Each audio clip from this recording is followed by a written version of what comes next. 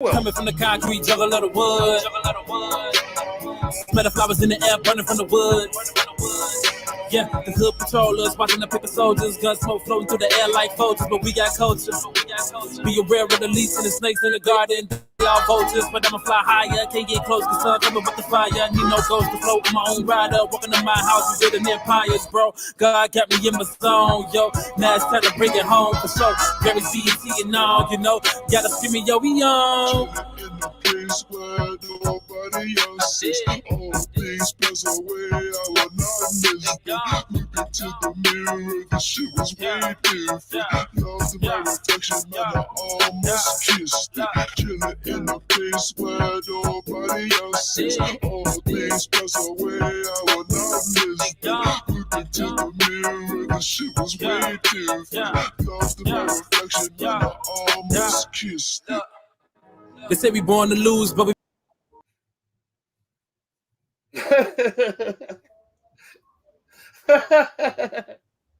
There I go. What's up? What's up? What's up? Where the rest of y'all go? There we go. Motherfucker, I'm here. Let me push that button. I'm here. Did you just try to make an entrance? Nah, actually, I just had to do some shit real quick. Oh, okay. What's up? What's up? What's up? How y'all doing? Welcome to the S.O.S podcast, the Straight on Society, the most honest hour and change of your day, once a week. We back to you live again at this particular time on this particular day. My name is Jacques. I'm one of your hosts. Hey, this guy right down there at the bottom with the thing on his head, his name is, and he doesn't change the way he feels about y'all any week whatsoever. It's the same. I don't know. Was that a wig hat? Oh, it's a t-shirt. Okay. Oh. All right. He's unveiling a new one every week. That one says it's 420 time. I think. 420 is weed time. It is weed time, goddammit. Hey, look, he communicated non-verbally. Money, money, money. This gentleman to my left now, because I'm pointing to my left, and it's the right now. So it's the right. Okay, There you go. The left. Yep. Mm-hmm. Yeah. His name is. I am Deanna asshole professional. I need to figure out how she did that shit. Oh, you know what? I can't. Oh, there we go. Bah, God damn it. Guess who's still in control of this motherfucker? Huh. Hey, even though he's excited, you know it's real. He's professional, and we are the S.O.S podcast. Woo! Man, hey, change the ticker at the bottom too, huh? Ain't that a nice little touch? Woo! Hey, gentlemen, how y'all doing this week? I'm motherfucking tired. Hey, look, 1 week I just want y'all to be like, man, it was incredible. Oh no, it's a great week. I'm just tired. Oh, okay. Like I'm literally, I'm in the middle of moving, so I'm fucking exhausted. I've been fucking pegging and moving shit. You moving? Where you moving to? I'm moving to Indiana. Fuck you. Everybody moving to Indiana in this motherfucker. Moving to the country, gonna eat me a lot of peaches. But I'm not really moving to the country, nigga. I'm moving behind a fucking casino. I'm right across the border. This motherfucker moving to the slums.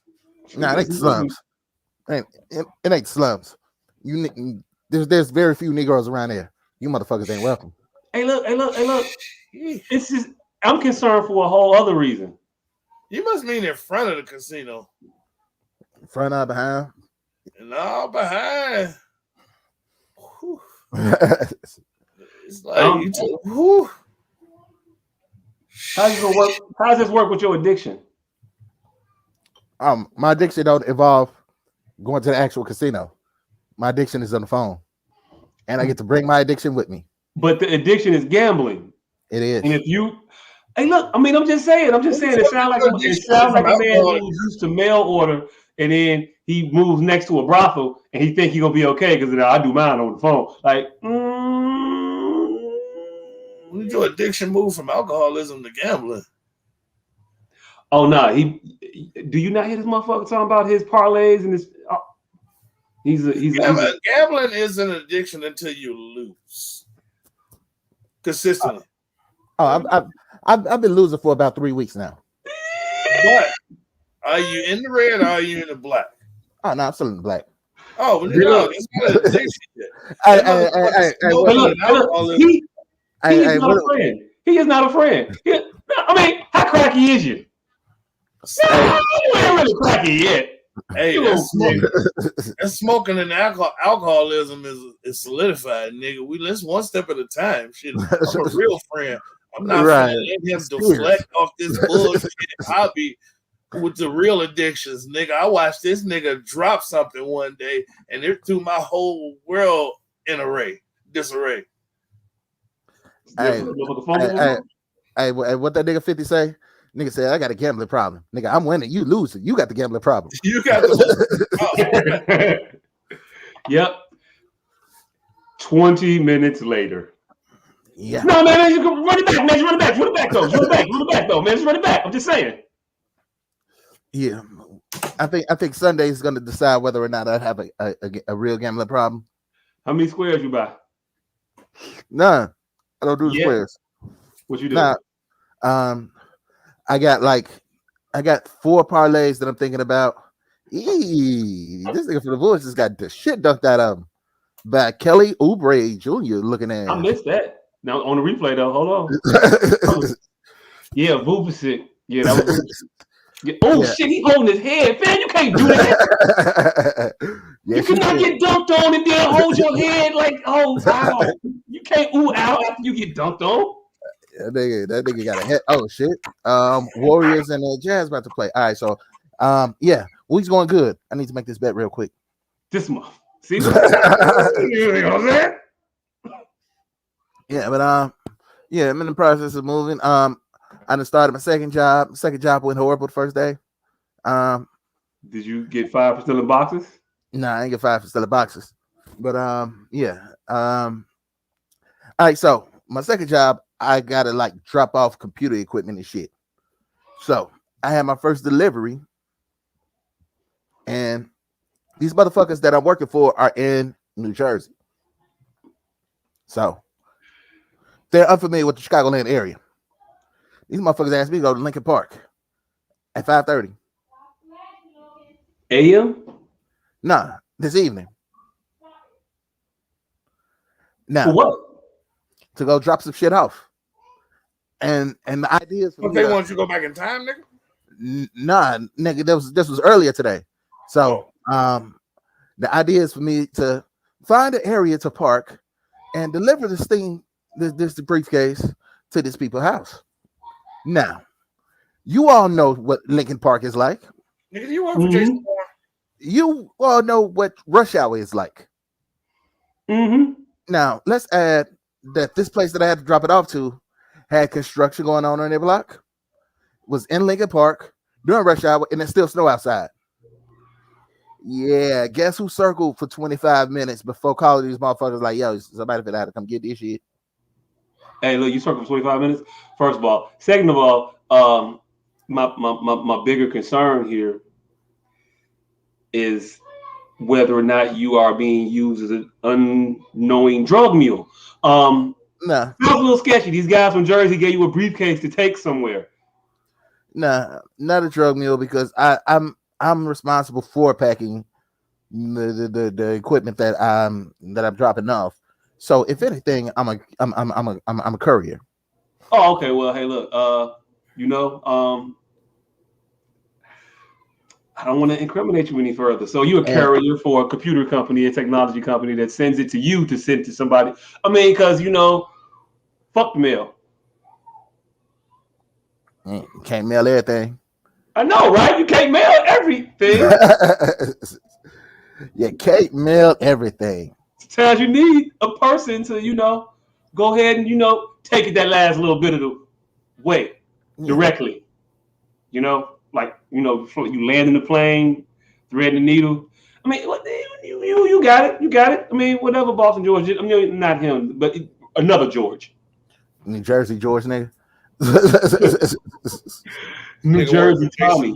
It's New Jersey Tommy. Yeah. So yeah, that was eventful.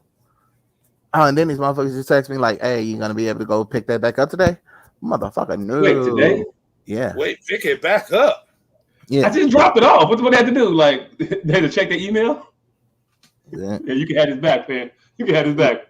Yeah, it's supposed to be a quick turnaround, but not gonna be able to do. I'm not Is gonna this be like able to do it. is this like zip cars but for computers?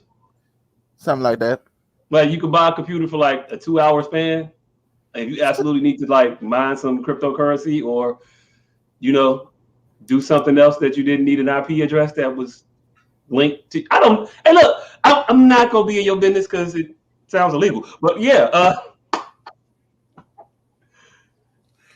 don't Hey. know. All right. New job, you're Hold moving. on. What is the soundtrack on the way to dropping off said packages? This could depend a whole lot. Oh, I listen to Murder Inc. Radio. Murder Inc. Radio. I don't know. Still inconclusive. Hey, look, anytime Cadillac Talk come on, They there's had drug dealing afoot. There's felonious activity somewhere taking place. Had it been Smooth Criminal, I would have been set. But All right, what if it was East 1999? Oh, you was getting high and doing something illegal. And look, there is not a song you could tell me you was playing where I'm not gonna believe what you was doing might not have been mischievous. I'll just say. We fall down,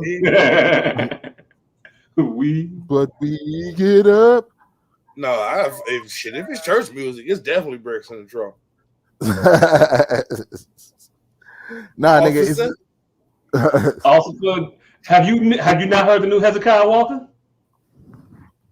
It's banging, ain't it? For the Lord, of course. For the Lord, of course. Oh, step out the car. Oh, all right. No, it's just me. All right, whatever. Hey, look. So, besides delivering things, what else has been floating your fancy? You're completely horizontal right now. We can't even see you, and I don't feel. I know. I'm on a goddamn floor. I'm on a goddamn floor. Oh, you on the floor? Yes, I'm in an empty fucking room. Well, not empty. Oh, you got the couch out of there already, huh? There's boxes and shit everywhere. So you in full-fledged R&B album cover position right now. Carl Thomas. Nah, nigga. This is straight Luther. Nigga, the leg up, Luther. The leg up and wearing khakis, Luther, nigga. Hey, look. Smiley Costanza, but He finally getting the LP. It's just about 32 years too late. Nigga, I'm in full 1985 R&B second single mode. You're mildly Costanza right now. Mildly Costanza. Hey, if you put your arm up, it's a full Costanza. One arm up. No, in this one he had his hands crossed like this down at the side. I thought he was like this. With his hands up on the top. One of the many. It was a few. He had a series. It was a series, yeah. Shit. But I'm good. You good? So you changing the Don school districts, or you gonna Nah, we're gonna ride it out for the year. Admit to another felony. Nah, we're gonna ride it out for the year, and then we'll see what we talking about next year. See what we talking about next year? Who address we can use? No, I'll just fucking. Oh, no, I want to joke because our vice president might lock a motherfucker up for doing some shit like that, But she didn't, But yeah, I mean, I can make up an address. I know. Shit. You say what? I said I can make up an address. Finding an address really isn't the hard part. The hard part is getting. Actually, I might know somebody that work control the mail. You know what? Never mind. I'm good. This motherfucker said, hey, look. Just go ahead. Don't even look for that house. It ain't even there. Just go ahead and get it to me. Right. There is no 2857. It's just not. Right. 143 and a half? Right, and a half. Hey, look, if you ever noticed it though, it don't even have to be halves. Your block don't have all the numbers. They don't. Nobody block got all the numbers. They shouldn't. My house is a number. The house directly next door to me is not 2 up. See, but I don't mind if it's not 2 up. I mind when they go from 02 to 08. Like Oh. you skip 4 and 6. Oh, it's fucked up because then when you're looking for like 10, Yeah, you just assume it's going. that's further down. Right. Wait, it was next. 8 was next door. Yeah, Right. I did that. It fucks up your whole count. Oh, I didn't definitely did that. I done been in the car driving down somebody's block early in the morning, like I was creeping. Is that it? Shit, that ain't it. I thought it was right here. Yeah, I done did that. Is it just me, or is it almost a guarantee that if you don't know the address, 1, the street sign won't be visible, 2, the address won't be visible? Oh, like it's almost a 1,000% guarantee. The address will not be visible at all. At all. Nor the street sign to turn on. Like No. Down, facing the wrong way. Like it's 1,000, and it's crazy. Is the more you know of the place, the higher the guarantee. It's gonna be gone. Like if you ain't never heard of the street before, like nigga, I know every block from State to the motherfucking airport. Hit your ass with Crandon. Right. Where's this conundrum street? No, what's Crandon off of again? Shit. Yeah, all right. No, you know what always be fucking motherfuckers up? Force. Force? Yeah. Yeah. Because it's a Forestville. Cause there's 2 forces, but one of them is in Evergreen Park, and that's how they get away with that bullshit. And the other one is only for like 2 blocks, east of King or west of King Drive for like 6 blocks, but only in the hundreds. This shit pop in, pop out. Like you motherfucker. I get you. I get you. You know what used to fuck me up is Park Forest, the Forest Park. Always confused. Used to. Still. Hey, look, I do shit at the theater. In one of them, I don't know which one it is. I just know I drive that way, and eventually I get there. It's $6 to donuts. You can't name that motherfucker right now. 100% can't. It's one of the 2. I could not tell you. I have to look it up every single time. I have to tell somebody where it's at. Every single time. Yeah, motherfucker about the airport and shit. I'll have you all the way fucked up. But it's so close. Like, who the fuck know Park Forest or Forest Park? You know what always fucked me up? When I be out in the fucking south suburbs and I hit Western, I just feel stupid. Like I thought this place was no man's land. And all 7 of them suburbs. Be like, damn. Oh, damn. Hey, I found out the southern suburbs by being a fucking ingrate.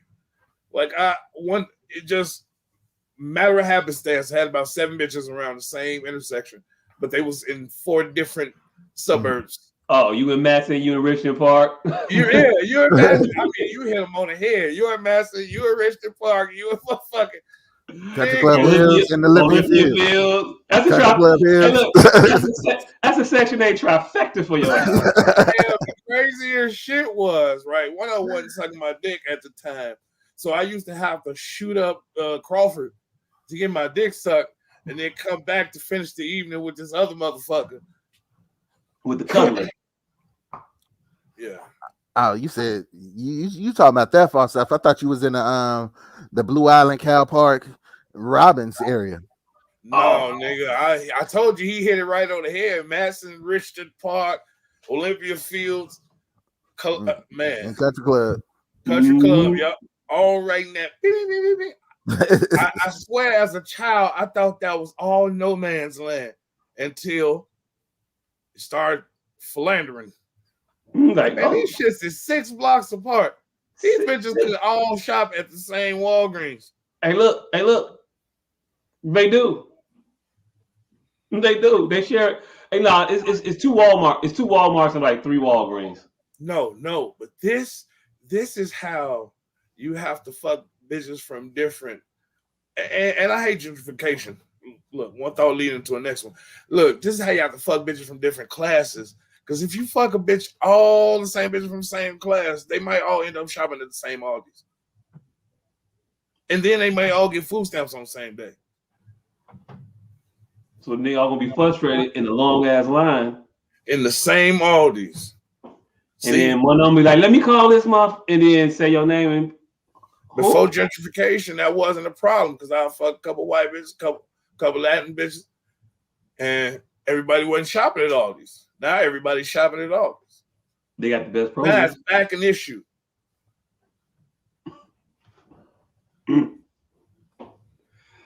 Hey, look, man. You know, remind me of old adage.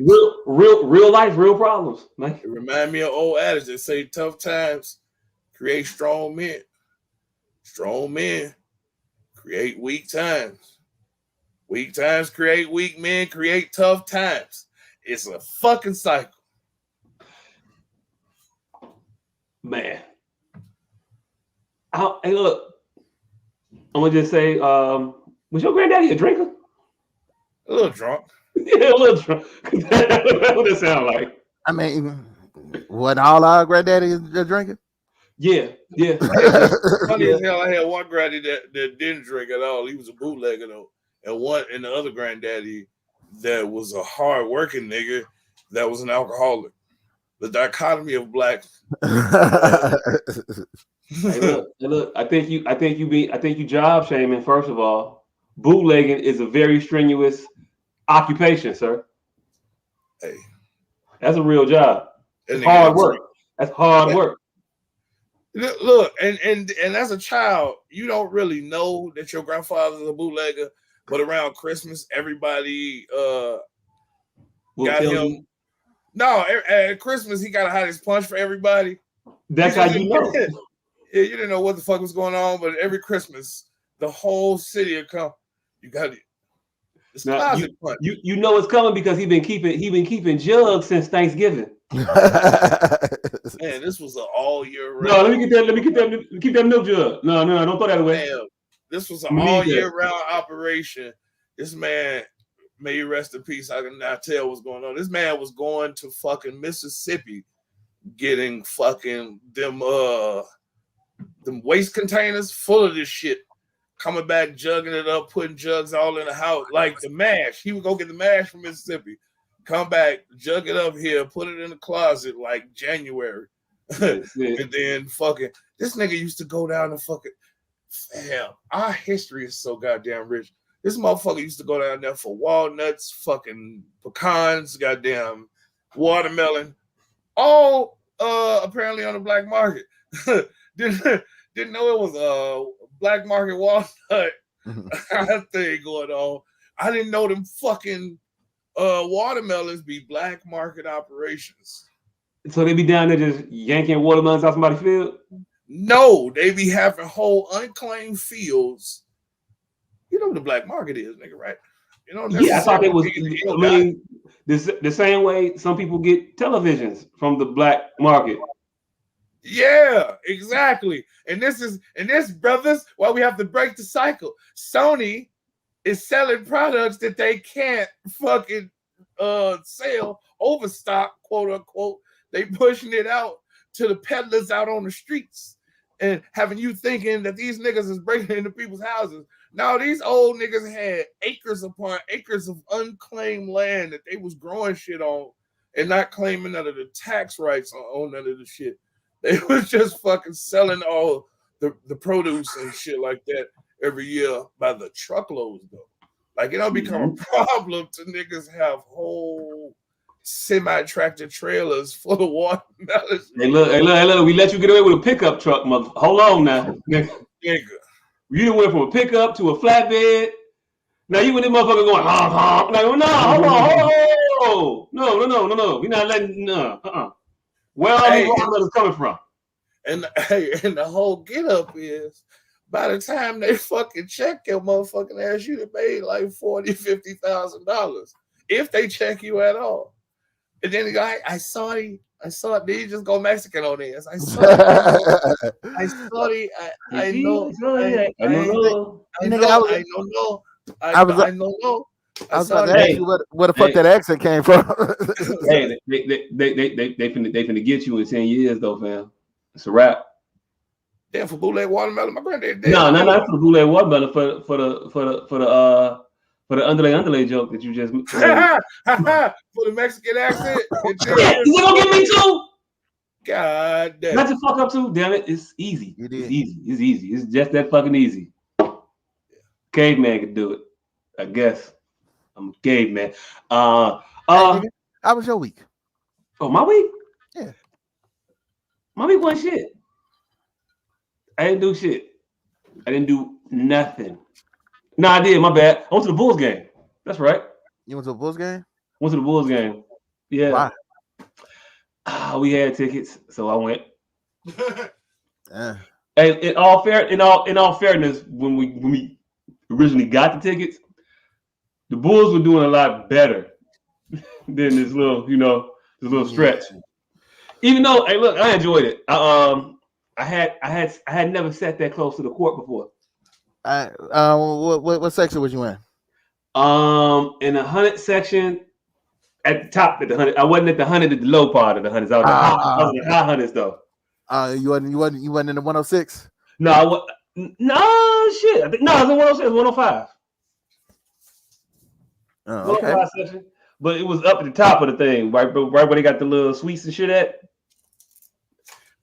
But I was like, you get to see different shit at the game when you're not, at 300 level. Because I always go when I went to the game. I always watch the game on the jumbotron, and I would feel like I could just watch this shit at the crib, right? Because I'm just watching TV, and I can't really see these fellas down there at all. But yeah, down at the different sections, I was like, oh shit, this is nice. I don't see myself paying that amount of money for a ticket again. All right. How much you pay for the ticket? I think it was like 140, 150 or some shit like that. Yeah, that's about how much I paid when I went to the game in Dallas, and I was like right behind the basket, like I think 12 rows. Oh, yeah, you was on the floor, shit, damn near. Yeah, I was like 12 rows up. Yeah, no, this wasn't that, and that 150. I was. Hey, look, all I think about is what else I could have bought with the money I spent. That's all I ever do. It'd be like, man, Joe, I could have had a bottle. I could have had a whole bottle in the crib right now, just chilling. I gotta learn to stop doing that to myself too. I spent $6.99 on 4 pieces of chicken, and I was like, I could have cooked that for like $3. You could have got a pack. I could have cooked that for $3, and it would have took probably the same amount of time. 75 wings you had in the freezer sitting there. Right. And I don't even count, and this is how bad I am to myself. I don't even count the $3. Like, I think like I could have spent that whole $6.99. Like, chicken went out the window with this regret. Fuck chicken. Chicken is no longer a culprit in anything to do with this regret. It's that whole $7.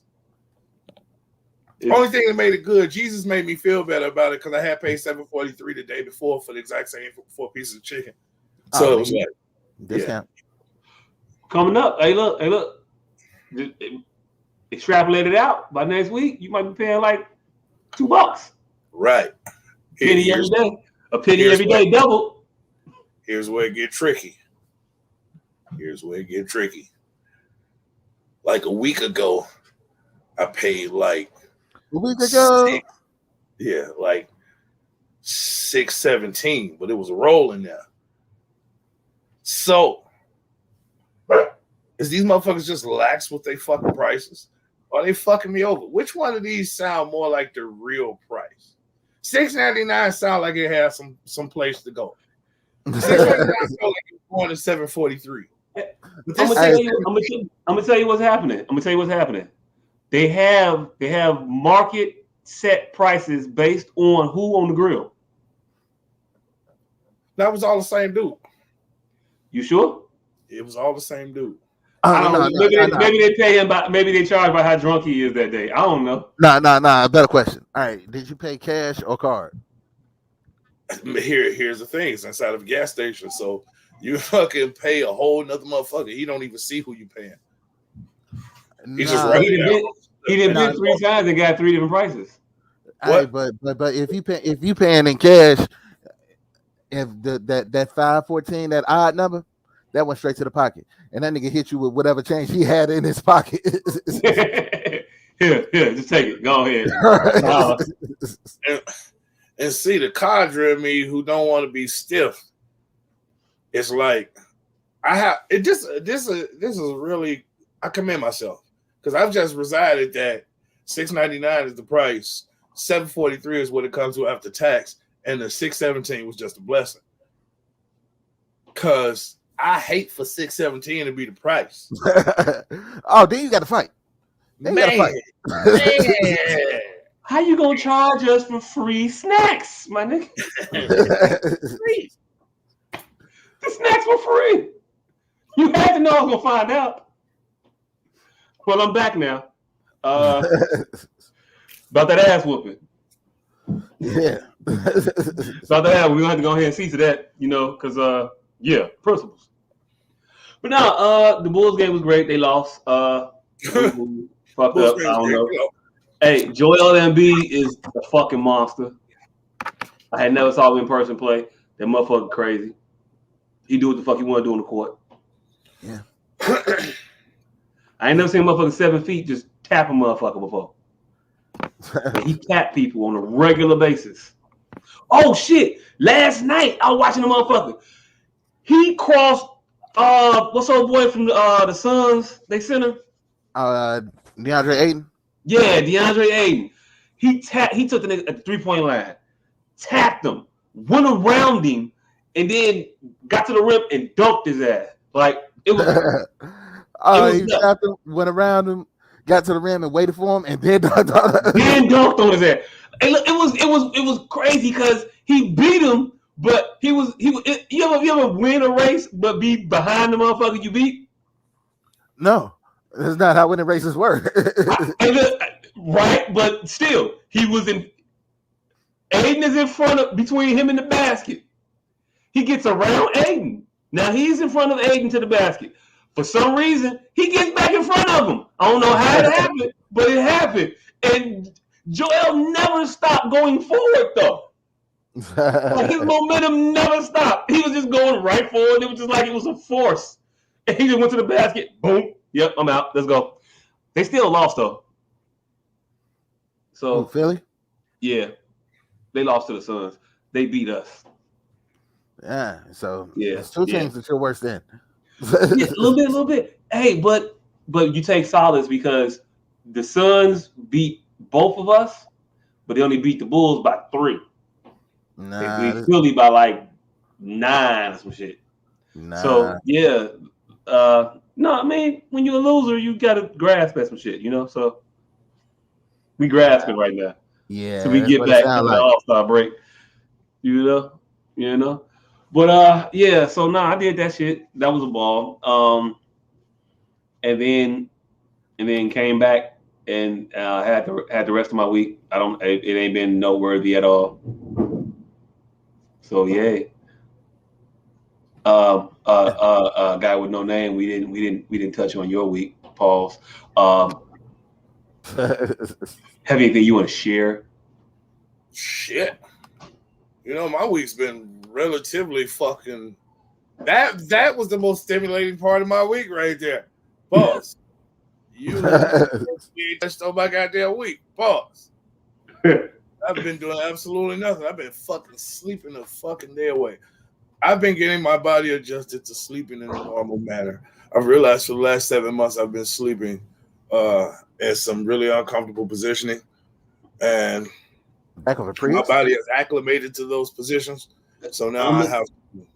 Let me find out you on a journey to become the world's largest contortionist. I fucking feel like it. Feel like it. Every day I wake up with these pains in my lower back, and I gotta figure out if it's my kidneys or not. Hey, look. You had a kidney thing not too long ago. So every fucking day, exactly. So every fucking day I wake up and I punch myself in the lower back because I know if it's a back pain, that won't affect it because it's a usage of the muscle.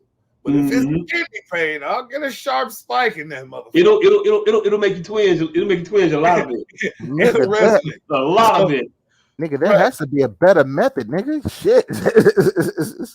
No. How you go straight to question?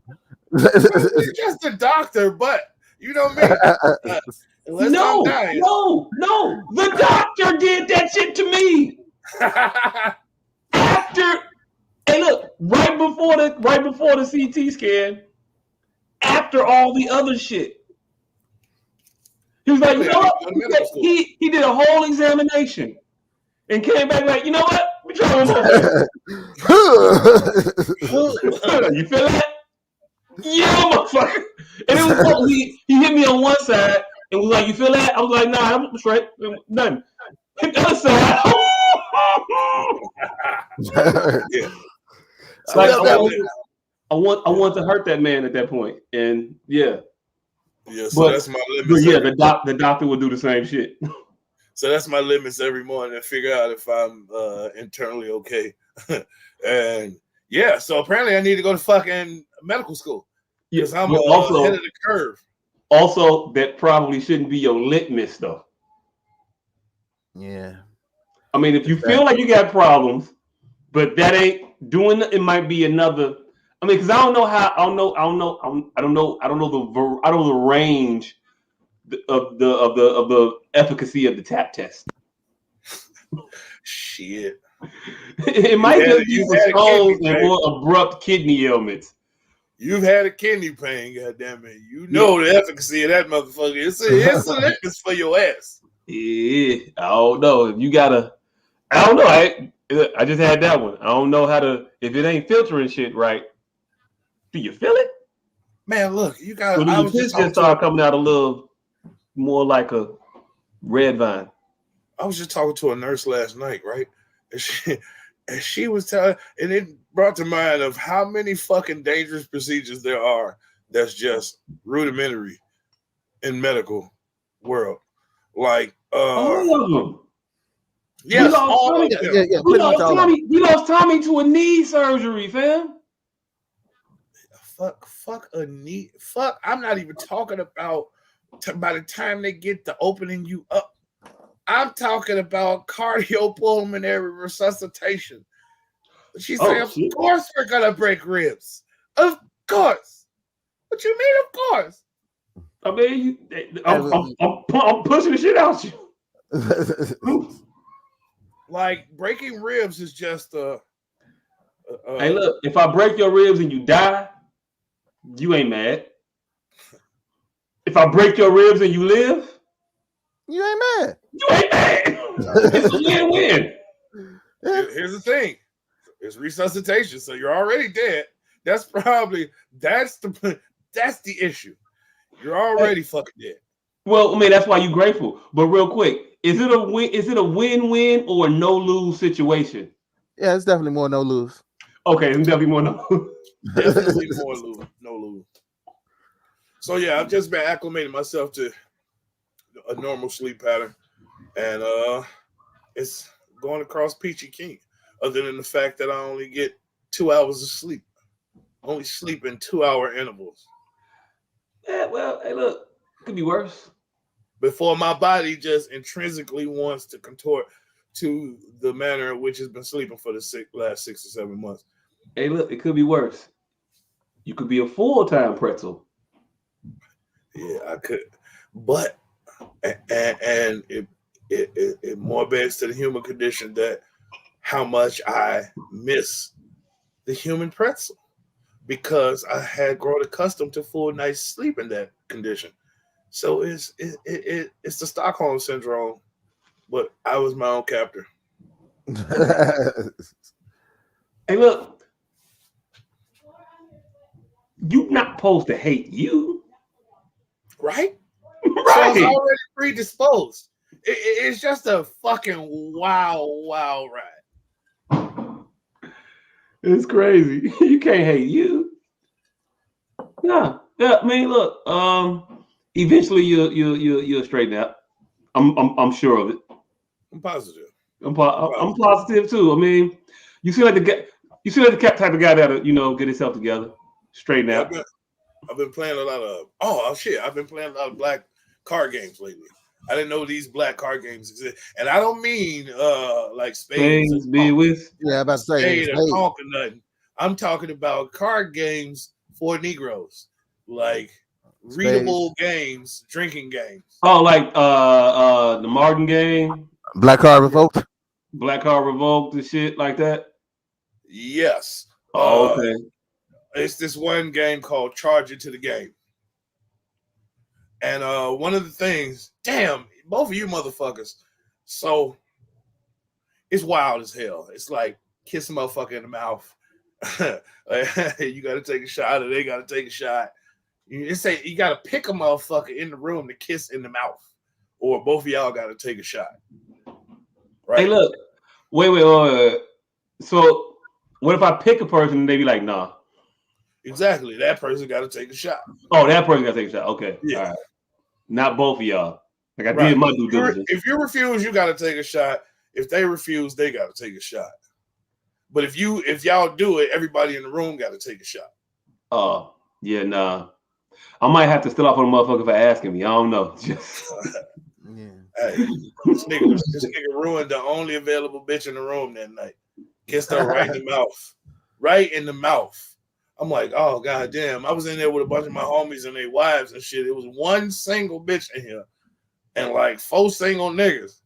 And this nigga, this bitch right in the mouth. I'm like, oh. Hey, look, beat you right to it. No, I wasn't gonna never kiss this bitch in the mouth. So I'm like, hold up, homie, you won. You won off the rip because you are already kissing strange bitches in the mouth. Hey, look, it seems like you were disappointed that you didn't get to kiss in the mouth first. I'm just saying that's what it sounds like. I ain't saying that's what it is. That's some intimate shit there. You know, kiss in the mouth or fuck face-to-face strangers. But it seems like you might have, been a little. No. He got me in it. Like, No, I commend the brother. I commend the brother for going lists that I not there. Not there. I'm just saying. Hey, look. Personally, I'd have told him it's a good thing you got your kiss now. No. You're like me. It's a good thing you got yours in now because you won't want it later. Here's the thing. The thought of the bitch was even tainted at that point. Like he had won by making her unappealing to the room. It's like a motherfucker lick a cupcake, nigga. He'll be like, I can wipe that off. No, nigga, that's your cupcake, nigga. We don't want it no more. Here, you won. Hey, look. Give me the line. Well, anyway, needless to say, hey, look, when I was spin the bottle age, yeah, she could have still. You know what? Let's move on. I don't know. I don't know why I want to get myself in trouble. I tried to finish the story. I tried to finish the story and save you. You cut me off to jump in the hill. But anyway, needless to say, if you motherfucker with Apple. Needless to say, if you two motherfucker were Apple product holders, I could have called you instead of the gang war that I may have started just to win this game. I called a motherfucker that probably shouldn't have been drinking in the middle of some shit where, it was volatile. But anyway, he fucking took a shot with me. I had to FaceTime a motherfucker, just a random motherfucker in my phone. I had to FaceTime their ass. Had to take a shot with them in order to make the whole house take a shot. But yeah, I knew you two motherfuckers were that. So that was very complicated. It was complicated. I had to figure out a motherfucker who was an alcoholic and an avid Apple user and woke at 2:30 in the morning. See, I fit 2 of those 3. I fit 2 of those 3. Android game forever. Exactly. That's why I just started off by saying if you two motherfuckers were Apple users, this would have been a lot easier. Easier. You know, I found I respond more so to texts that come in after like 1 o'clock than I do text like all day? Cause you ain't got shit else better to do at 1 o'clock other than open that motherfucker. I be on it at that time sometimes, and then you like shit it pop through. To be like, oh shit. Well, I mean, you text me, I text you. Fuck it. Yep. No, it was a very interesting game to say the least. But again, my man ruined the one bitch in there that was worth anything. Oh, and that's why I say he beat you to it. And then hold on. You As said a he matter of ruined fact, now that I think about it, there was another card I pulled where I had to text somebody, let's be more than friends, and they have yet to respond. This shit was like 4 days ago. Let's be more than friends. Left on red. Nigga, left on red. Damn, it didn't even occur to me just right now. Ooh. I just knew. You know how you got that one safe play where you know it ain't gonna start no wars, but it started one internally. Hey, look, that's a pretty big matzo ball you got left hanging out there, right? we had 2 by the way now. Yeah. We had 2. Let's see if we can get it. Let's see if we can get a third. A third Jewish reference. Yeah. Gotta be George, not just Seinfeld. We doing George specific. We doing trick shots today. Oh, okay. Yeah, we gotta. Yeah, that was over my head there. Oh no! When he told the deaf bitch, "I love you," and then he was like, he found out she was deaf in her ear, in her left ear or right ear, whichever ear it was, when she was on the other side of the car.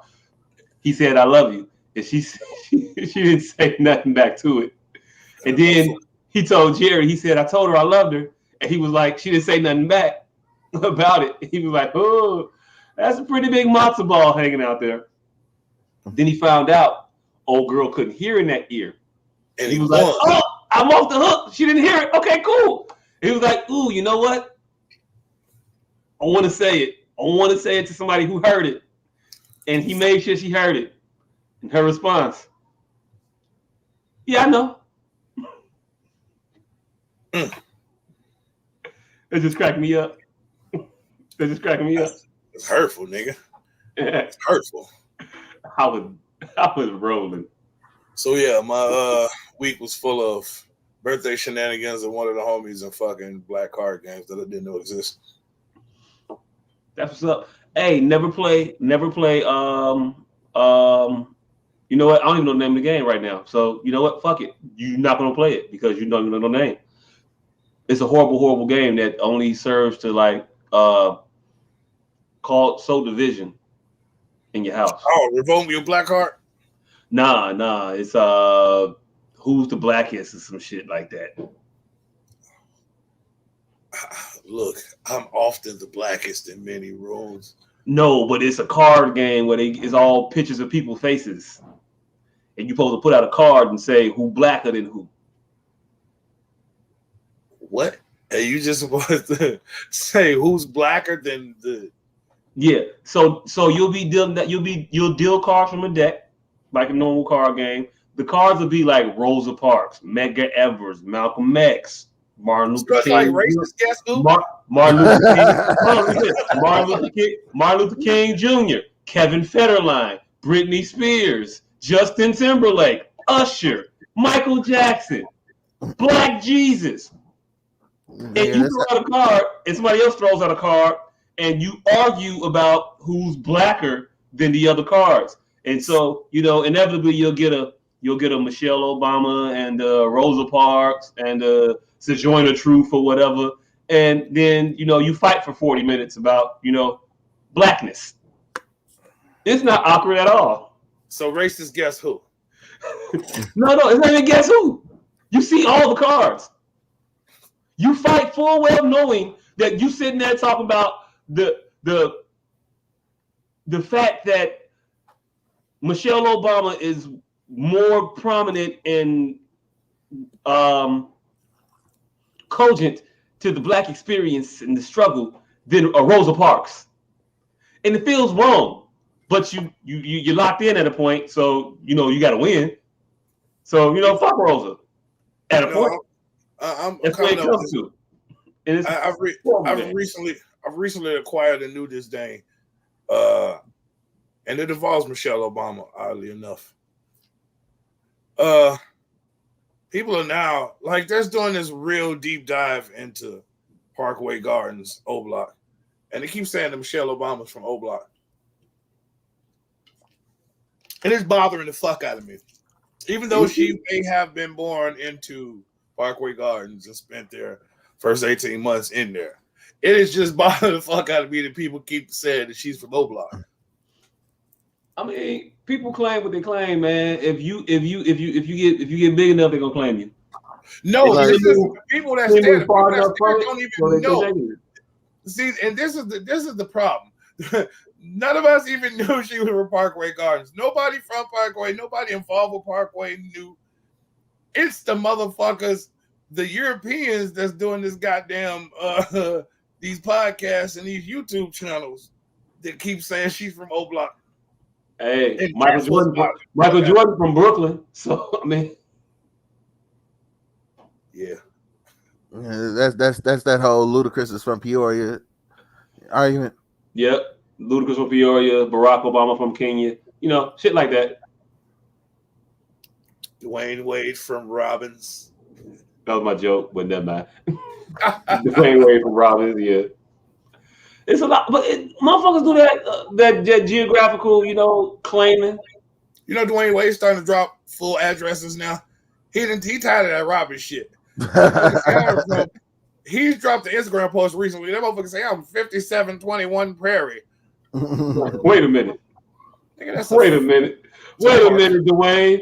It goes 5722.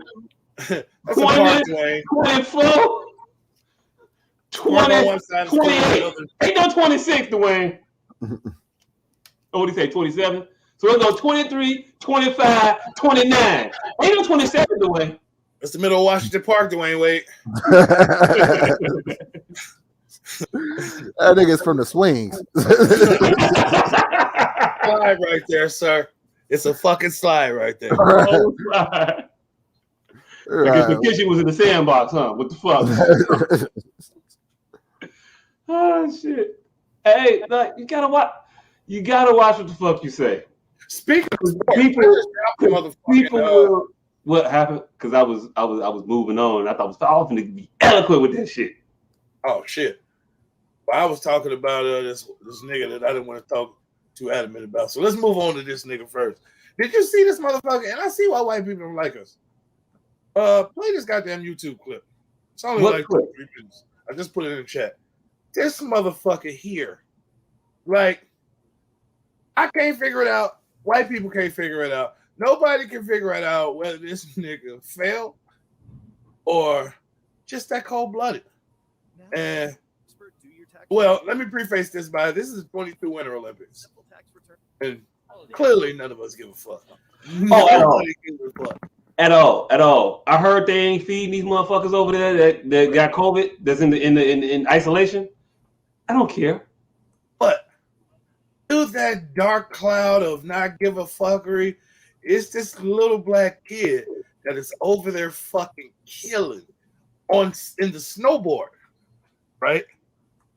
And this motherfucker came in fourth. But look at this shit. And this is why the fuck I can see us coming away as being hated.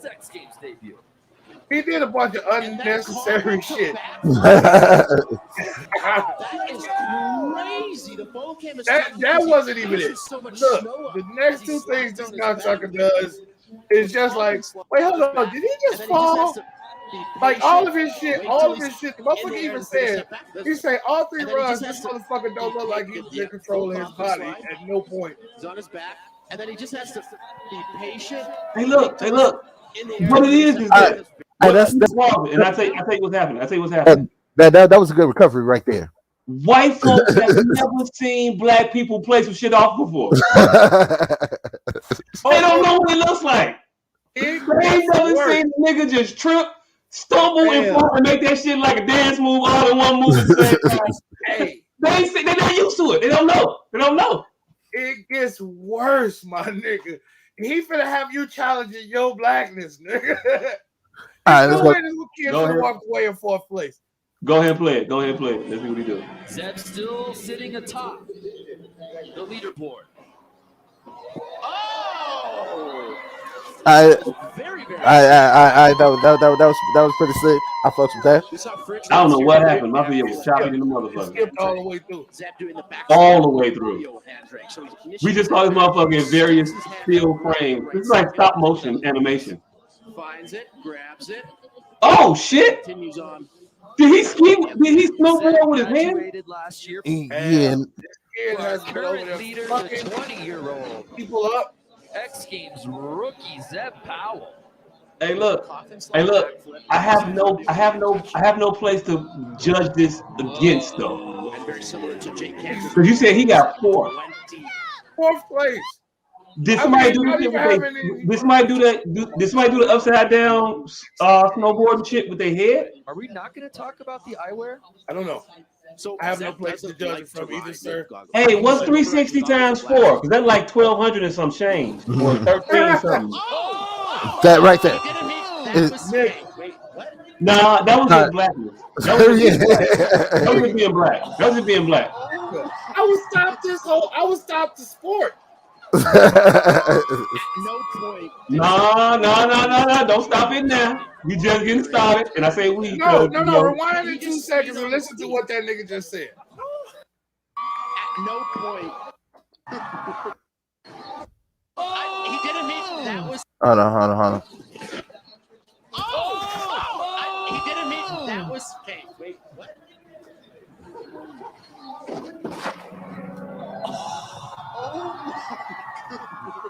Bam. Listen to what the announcer say.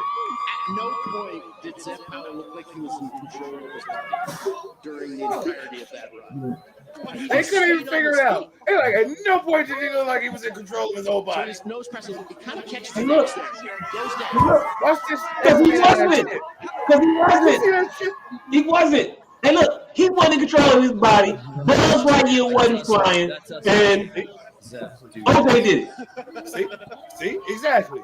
Have you challenged your blackness? Because in no world did that in your mind. Because you see, he attempted that. Ladies and gentlemen, Zeb Powell is currently he's in first place the entire time. You can make no mistake. Look at what Marcus Cleveland and Fridge have done. That's true. That's just simply amazing. Okay, am I the only one that's upset that they keep going on the other side of this ramp, though? It's the ramp right there. Use the. Hey, look, if this was Grand Theft Auto and you didn't use the ramp, you're never gonna get 100% complete. Look like he touched the snow again with his nose. Hey, look, dude cold, but you got 4th. Man, that X-Man bounce up shit. No, that was first place. That's top tier right there. I think it's top tier until I see like another run. I have nothing to compare this to. I don't watch these motherfuckers do this shit. I don't know. But hey, look, I'm with you though. Fuck it, brother should have got first place. I ain't even seen nothing else. Rest in peace, pops. Hey, my father used to tell me that shit at least once a year. You know, the nigga, me and the nigga that it was. That nigga had him and my father had the same name from the Olympics. That nigga will forever be, goddamn it, in history just for doing this.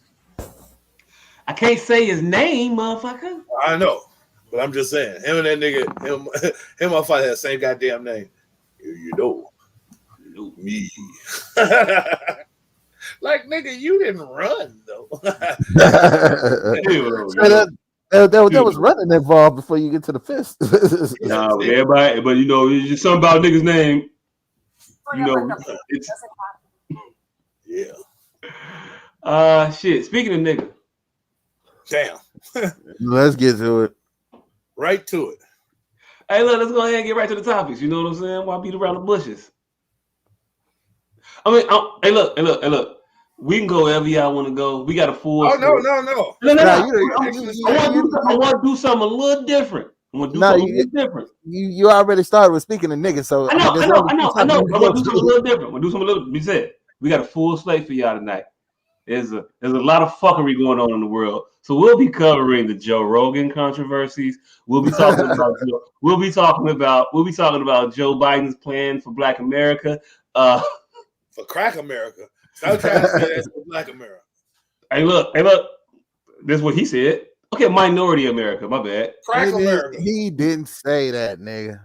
All right, we'll get into it during the topic. I'm just running down the teasers. We'll talk about we'll touch on appropriate sideline wear for female basketball coaches, and a couple of little tidbits here and there.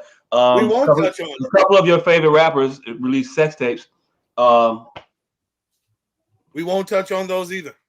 I'll find out. I'll find out what these guys think, and more. But yeah, so where y'all want to go? That sounded accusatory. Yeah. Yeah. No, I have a very legitimate question about that whole situation that I want to ask people just because. But anyway, where I want to start? Let's start with JoJo and his hard ER. All right, JoJo and the hard ER. Huh? I say the Joe's been at it. Man. Oh, Joe's been ringing it up this week. Joe's been all in the news. Joe, but these aren't the average Joes. These are not your average Joes, special Joes. I was trying to bullshit around and talk until the asset came up, but it didn't come up yet. So I don't know if we got those capabilities right this second. All right. Hold on. Let me find it because I definitely did not look for it. Oh shit! Look at you, y'all peoples. You people. You people. So I'll set it up a little bit. We've been talking about recently in the news a lot around surrounding Joe Rogan and the controversies and the things that have been coming up about him lately. The latest after the whole Neil Diamond and it wasn't Joni Ernst. This is another Joni. I don't know, Joni Mitchell or some shit. Joni Mitchell. Yeah, I'm not big into that realm of music.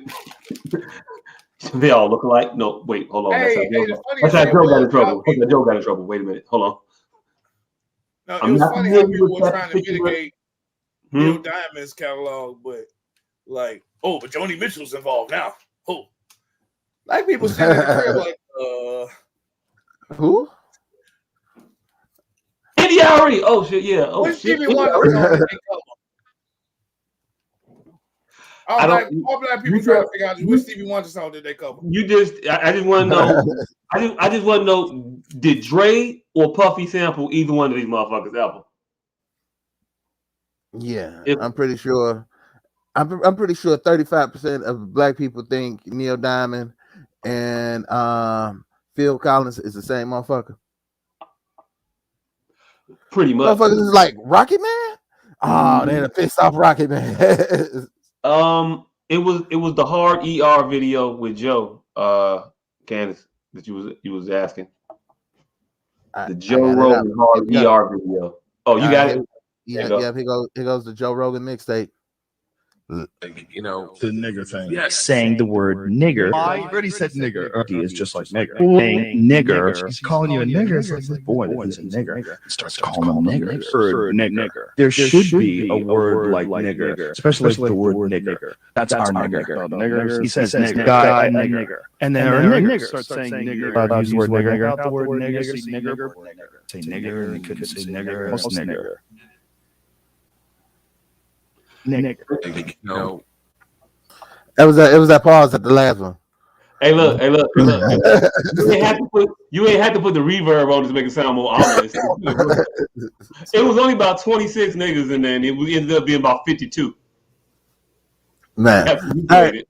And the thing about this video is, all right, now you see this nigga in front of an American flag, you see him in the radio, you see him on Zoom. The nigga used those cherry blue lemonades. Fine, nigga. That's that ghetto shit. That's that ghetto shit. Motherfuckers don't know about that shit. And And the some Red rapper Fox. con chips. Oh, shit. Nigga, you can't buy all three of those things without a link card. Hey, look, this nigga went to 3 gas stations to get all that shit. All right. Now, hey, look.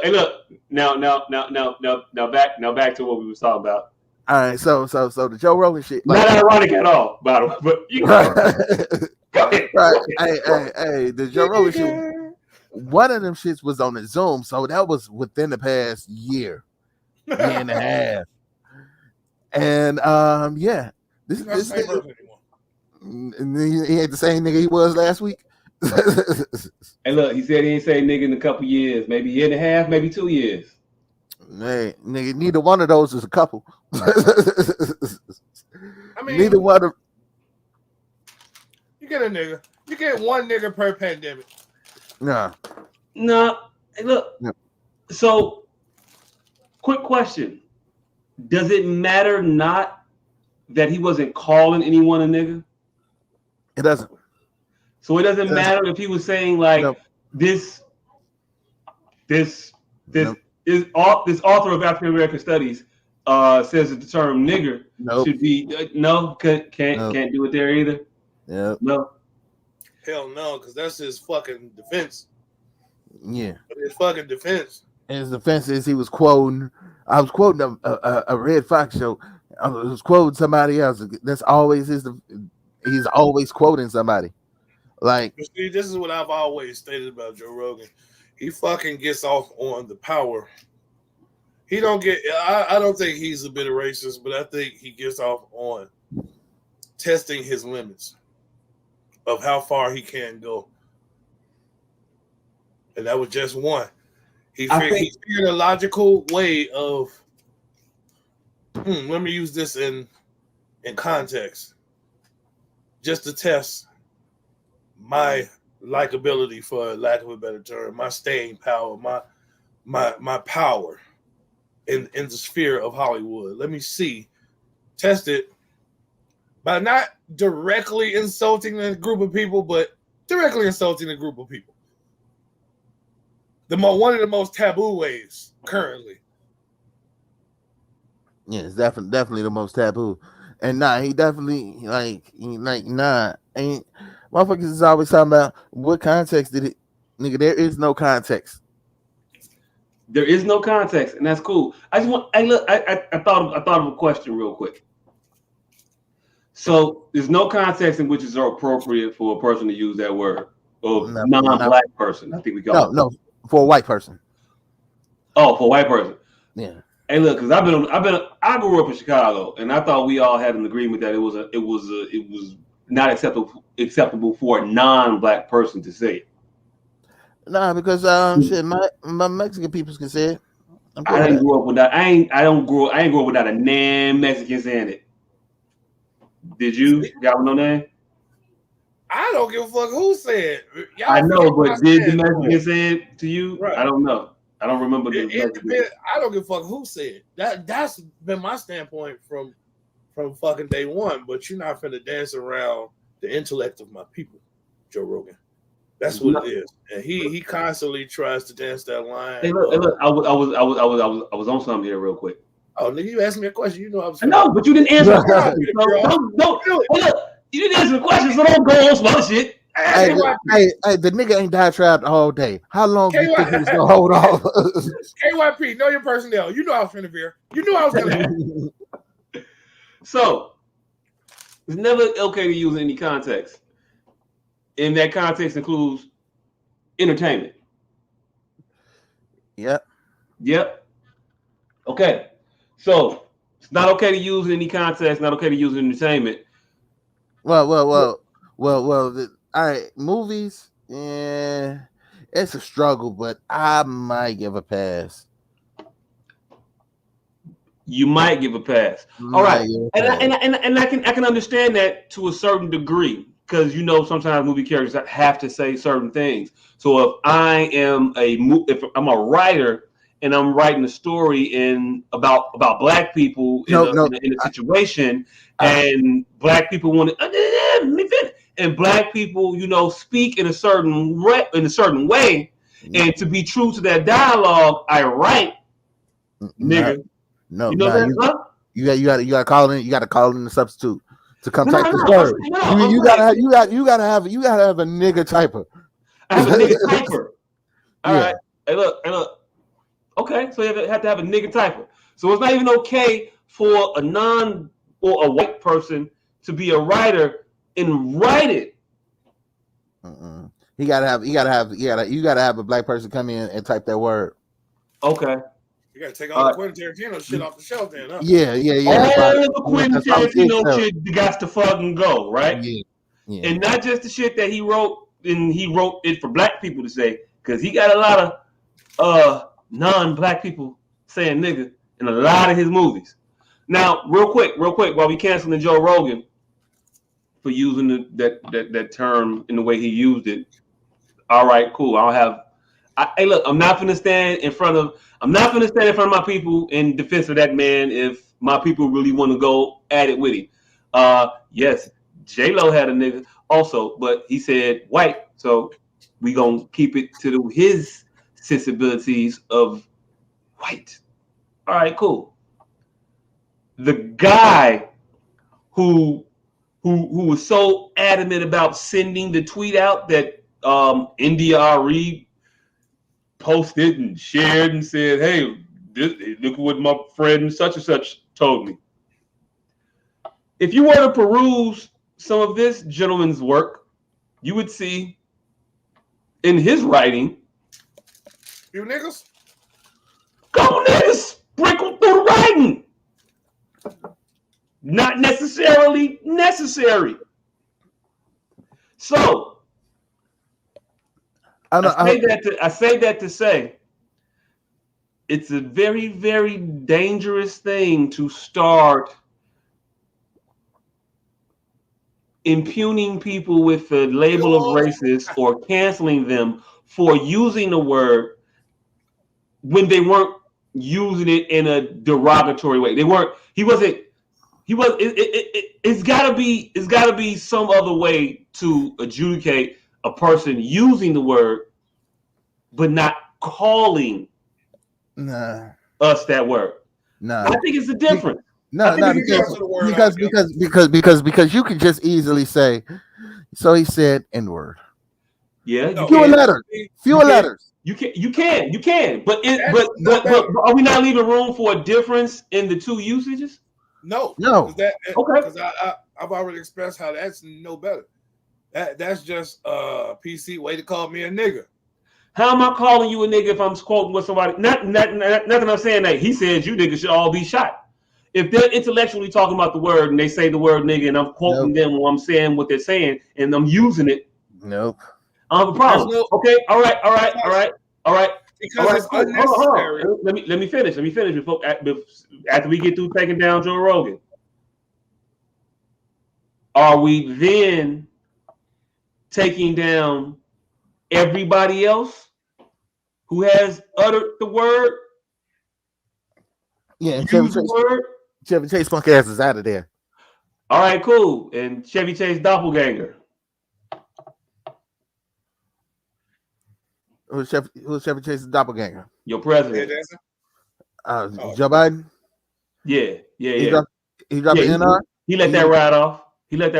We got to get rid of him completely. Huh? Yeah. Yeah. Okay, cool. All right, cool. I just want the fairness to be adjudicated across the board. And the same sword that these motherfuckers trying to cut with, I want it to cut both ways. Not that I'm trying to defend Joe Rogan, because I can give a fuck about Joe Rogan. I don't care. Joe Rogan gonna be fine. It's not about Joe Rogan. It's about the individuals that are trying to tear Joe Rogan down. And regardless of whatever the fuck happened to Joe Rogan, cool, let it happen. It happens. All right, fuck it. But don't be so distracted by what they're trying to distract you with that you lose sight of what the fuck they got going on. That's just my little 2 cents on it, personally. Hey, anybody was trying to say, well, what context did he nigger?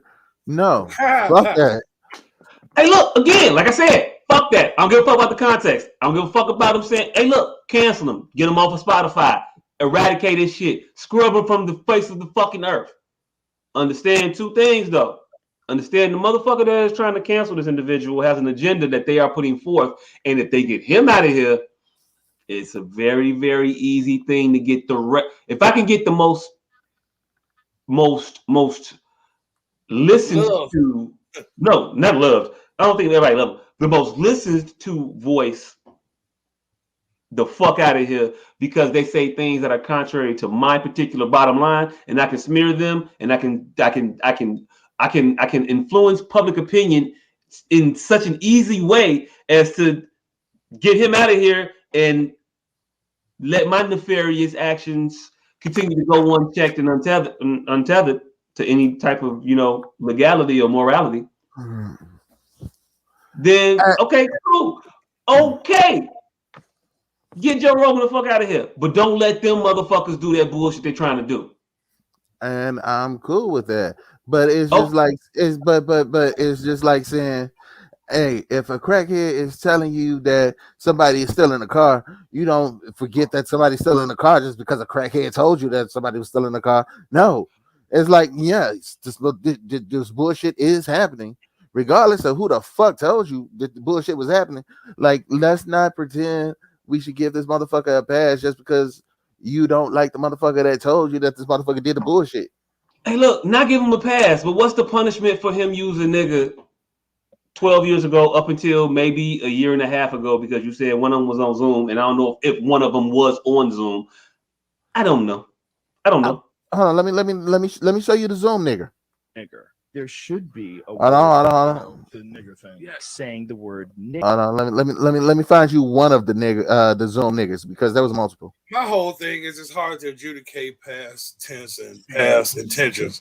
We just need to all as a society pick a date, and from that day forth, just leave it be. Everybody was cool. Everybody understood it from here. We all in agreement from here. Now, if you fix it from here on out. Right. Hold on.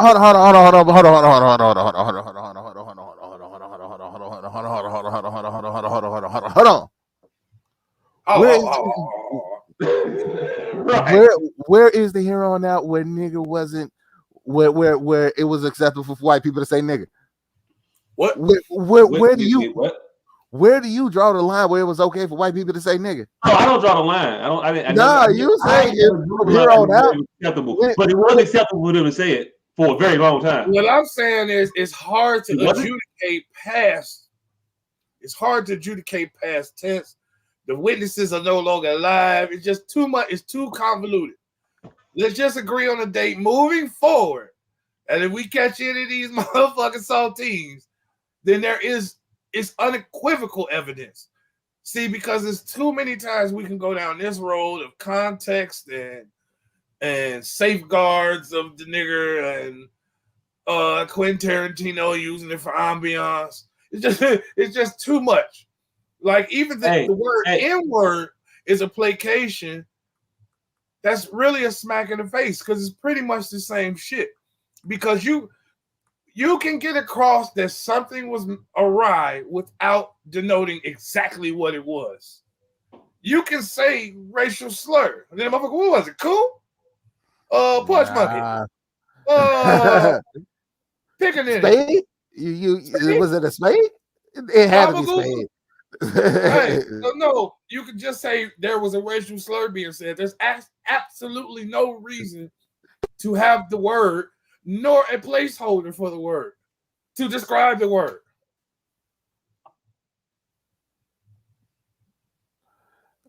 Hey, look, I'm in full agreement. I don't need a placeholder for the word nigga.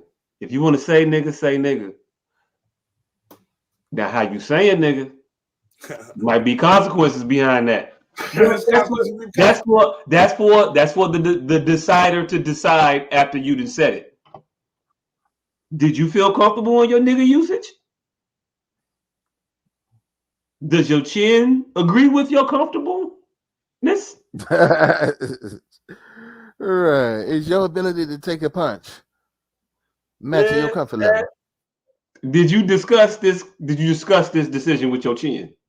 This is all I want to know beforehand, because I might take it any kind of way, just depending on how you say it. Because I can misunderstand things, I can mishear things, but words can be triggers, and that word is definitely a trigger for a big contingent of people, or large, however you want to talk. But yeah, I'm not I don't feel like canceling Joe Rogan. I enjoy some of his content. I've heard him say I've heard him say nigga more times than I've cared to. I've already said, you know what, I'm done. I don't feel like listening to Joe Rogan. I don't want to listen to Joe Rogan. I've cut him off, and then I've cut him back on just to assess.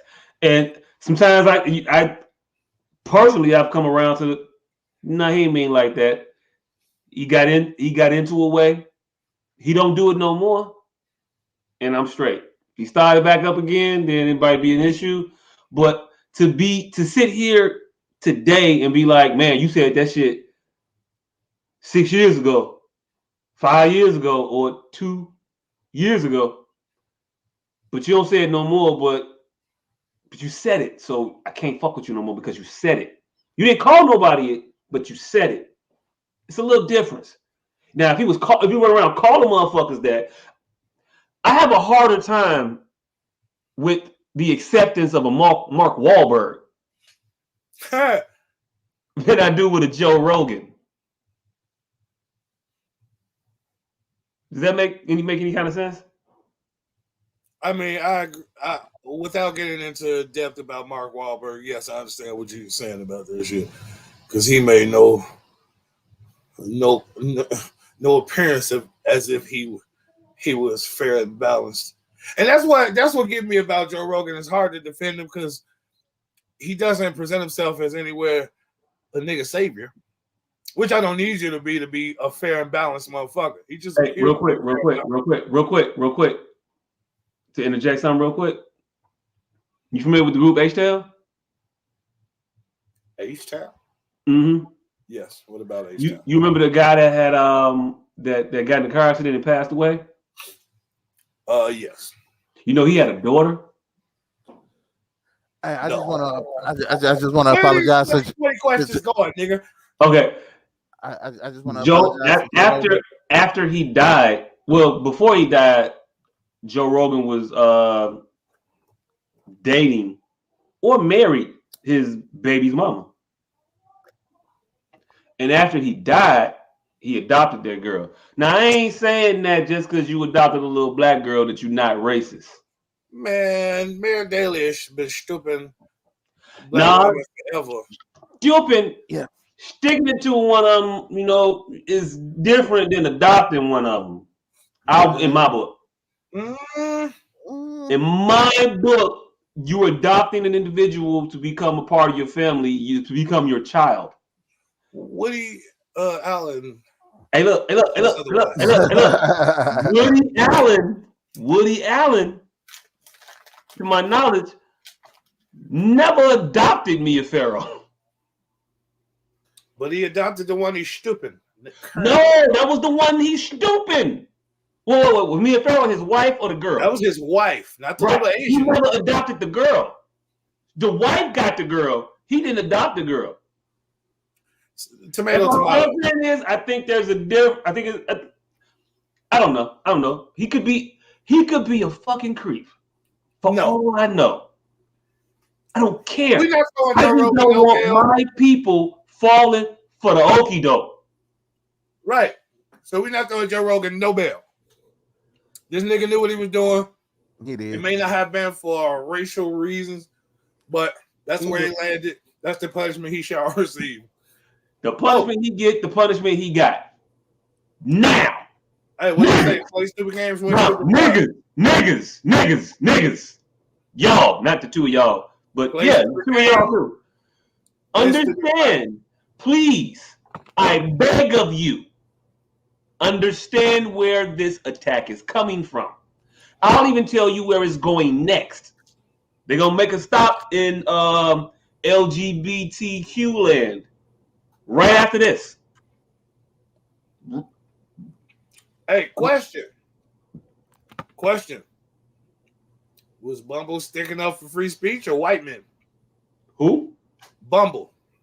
I don't know what they do. So in the midst of this whole debacle and watch who's throwing these darts. Watch who's throwing these darts. You're not worried about who's shielding this motherfucker?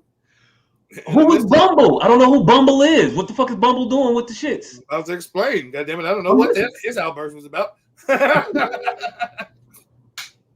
But so in the midst of this whole Joe Rogan debacle and the rumors of cancellation, Bumble offered their own $100 million. You mean Rumble? Bumble, whatever. I think they're two totally different things. One's like a dating site. Well, Rumble offered their own $100 million payment. Yeah, they did. I heard about that. Was that in protest to free? Was that in protest to the attack on free speech, or was that in support of a straight white man? It was in support of a person that they consider a potential ally. Nah. Yeah, hey, look, if you don't recognize what the motherfuckers is doing, they're doing the enemy of my enemy is my friend shit. They don't fuck with Joe Rogan. Joe Rogan is not a conservative. Joe Rogan is not a rumbler. He's not. He doesn't espouse a lot of conservative viewpoints outside of gun ownership and free speech shit. But those should be liberal tenets. They used to be liberal tenets, but I guess not anymore. But he stands on those things. Not to be the Joe apologist or defender, but those are the things that I believe he stands for or stands on. I think that Rumble is trying to do a similar move to what they did when we boycotted the NFL. When we said, y'all ain't fucking with Colin Kaepernick, well, we not fucking with the NFL. And they said, we not fucking with the NFL either because of all the other BLM shit. And so they co-opt the movement. They're working that same type of agenda now. And if we don't see it, we just keep falling for the same old distractionary bullshit and just keep getting fucked in the long run. Stop being short-sighted. So it got everything to do with dollars and who controlling those dollars and who want to keep controlling those dollars. And Joe Rogan get into the way of interrupting that shit because his voice, his soapbox is too big and he has too many people listening to him, and they don't like it. They don't like when you can look at a Joe Rogan podcast and then look at CNN's viewership numbers and look at Fox viewership numbers and MSNBC viewership numbers and every other major corporate media entity's numbers and watch how they pale to his. And see how they want to take him down. See how they trying to take him down. They're going to get you on all. But hey, look. After they get done with him, don't think that they're not coming our way next. Period. No, we've given them plenty of ammo. The motherfuckers ain't seeing that shit. We should be good. This what? Nigga, do you not remember the first 5 episodes? This nigga met Hitler. I mean, yeah. And I remember those first 5 episodes was a few years ago. And man, and then 4 years when motherfuckers about to hit it, they go. Huh? You can't take a turn in the next 6 weeks. Joe Rogan, some of that Joe Rogan shit is from 12 years ago. I'm talking about us as a podcast. I think we could take a turn in the next 6 weeks. We could. But I'm saying, but hey, look, Joe didn't hit it big until he hit it big. Joe was Joe before the Spotify shit, but at the Spotify shit, that's hitting it big. The bullseye got on his back. I mean, if that was the case, then they would have dropped this mixtape before the latest hard ER. No, they dropped the mixtape, fam. They've been dropping this shit. This ain't the first hard ER shot. This the second go around of that same shit. For the same group of people. Hey, keep going to the motherfucking heat. I didn't hear the first one. Hey, look, I know you didn't hear the first one. It was another one about how he got the story about how he went to go see Planet of the Apes. I didn't see that after I heard the mixtape. Mm-hmm. Everybody saw it. It's out. It been out, but yeah. Also didn't like that. Huh. But I understand what these motherfuckers is doing. And because y'all should too. But because of what they doing, it's all right for him to drop them hard ERs. Not all right. Not all right. Hey, look. Get him out of here. Get him out of here. Go ahead. Just understand any black media voice that has a prominent following or presence. They gonna start digging back 10 years, 12 years, and they gonna go when they was talking about the Jews or the crack ass crackers or the alphabet mob. You know what I'm saying? Everybody said something about somebody at some point, and a lot of us said a lot of fucked up shit. Yeah, nigga, they got Kevin Hart. They got Kevin Hart. Hey, look. Do you think that was getting Kevin Hart? Do you think if Kevin Hart had a real influence on people? The nigga was about to host the Oscars. And that was just hosting the Oscars. Now imagine Kevin Hart getting on the internet once a week, talking to 11 million people, and telling them not to take one of these miracle drugs from fucking Pfizer. And saying that the mask mandates and shit like that ain't really working. Or saying that cloth masks don't work. Or saying that there's studies that say this, that, and the third, or whatever. Those are the people that are mad at him. Those are the people that have the issue. Those are the people drawing up this shit. So, if Kevin Hart was to come out, against some shit in a few years, that might be detrimental to some people, or come out and say that the government might be lying to you, or the officials or the powers that be might be leading you astray, they're gonna do the same shit to him. Once they set the precedent for squashing contrary thoughts to the regime, fam, it's over. You gonna be in China without them telling you in China, fam. And I think I said that shit before. But you gonna be fucking in China. China, the people that can't say shit about nothing. Wait till you start saying he's saying shit about the government, and they're saying he's a homophobe. He's a racist. No, he against the government, fam. He ain't a racist. He's not a homophobe. He's not either one of those things, I think.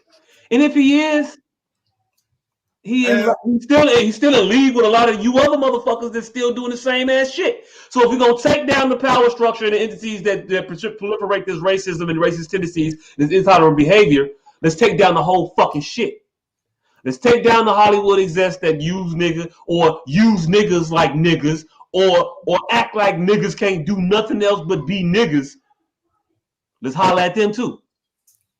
Let's holler at the writers that put this shit in their fucking books that make us niggas all the fucking time.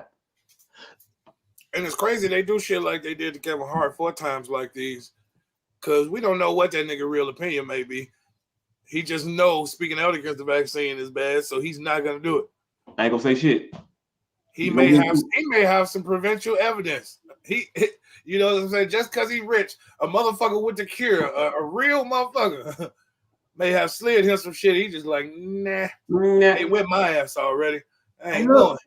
Hey, look, Joe Rogan bought the motherfucker who developed the mRNA technology.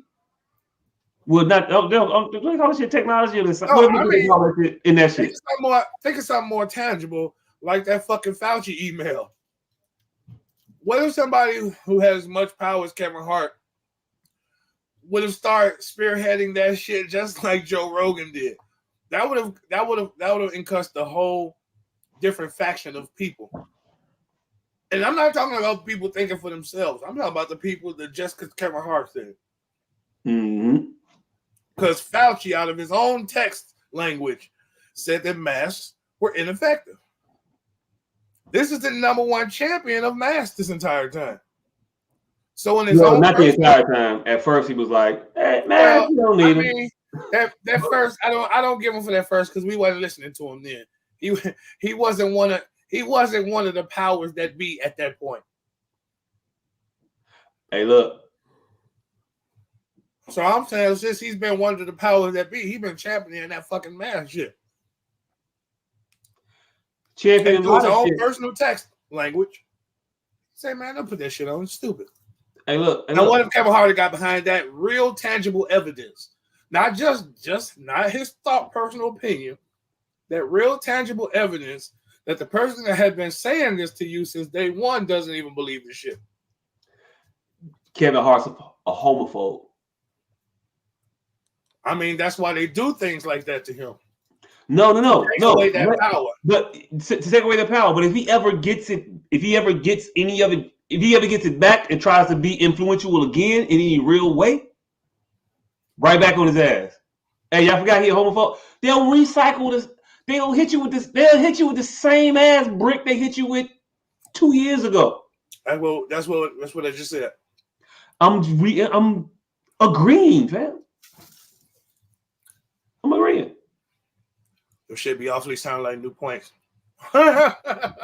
Man, Joe. No, it's Joe. I'm just agreeing and just stating it. Whatever. Anyway, yeah. I mean, that's my thoughts on it. I don't got really much nothing else to say about it. I'll let y'all have the final words on it. It don't matter who the fuck pointed out the fact that he said ER. The fact that he dropped all them hard ERs is a goddamn problem. Need so to be what are we saying on the Howard Stern clip now? Hey, look. What Howard Stern clip? Do we want to play that? Did I post it in the chat or did I text it to you? I don't know. I think it might be in the chat. Fuck it, play it. You here, Candace? You with me? You ready? You ready, V? You ready, Em? You ready, Em? What? Play what? It was not there. You don't be labeling under the shit you put in the chat. Because I don't be around a keyboard. All right, I got it. Oh, shit. Where did it go? Which one was it? Nope, not that one. You sent a lot of shit in the chat too, by the way. Yeah. That don't be labeled. This is the one right above old girl head. Nope, not that one. I texted it to you. No, I had clicked on it and I forgot. I didn't check to see which one it was that I clicked on. Got it now. If you're here, Candace, I'm gonna send it to you now. Come to my iPad. Set up to this clip is Howard Stern and Sherman Helmsley for a promo on the Howard Stern show with Robin in the rears, mocking Whoopi Goldberg's birthday roast, in which Ted Danson wore blackface. Mm-hmm. I just sent it to you in the chat, Candace.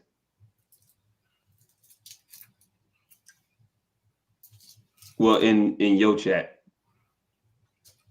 not in this chat. I think it's coming up now. There we go. Hey, look, full disclosure before we play it. It's not a pleasant watch at all. Just to put that out there for the individuals that will be looking. Robin looked the most uncomfortable. Sherman Helmsley was like, "That's $1." Oh, he was definitely like, I'm getting paid, so fuck it. But yeah, it's a very uncomfortable watch. But here it is.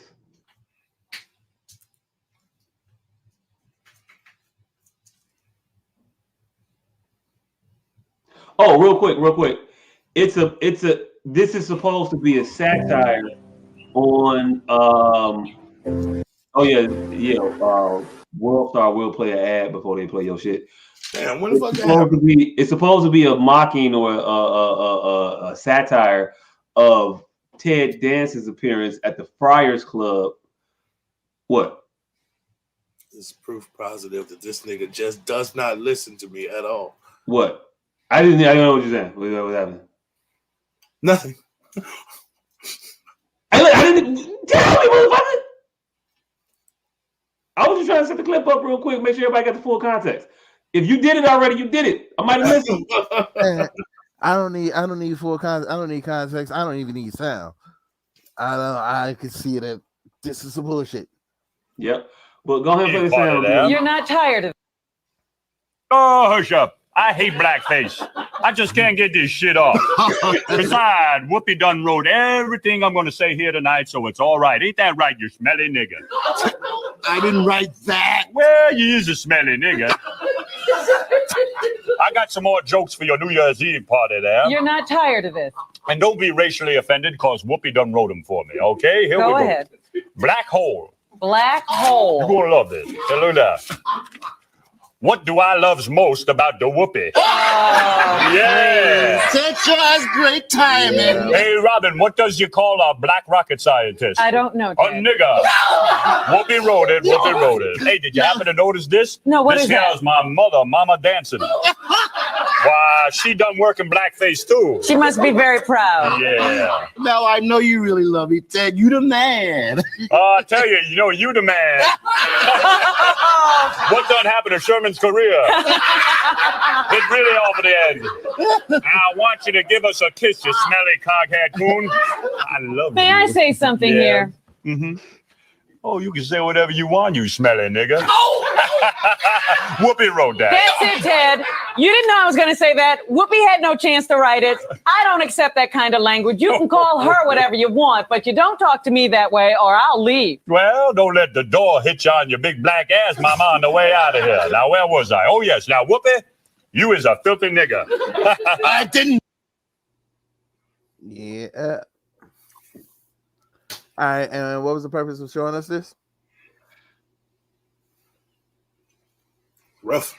Yeah. We canceling all these crackers. Yeah. Fuck Howard Stern too. Shit.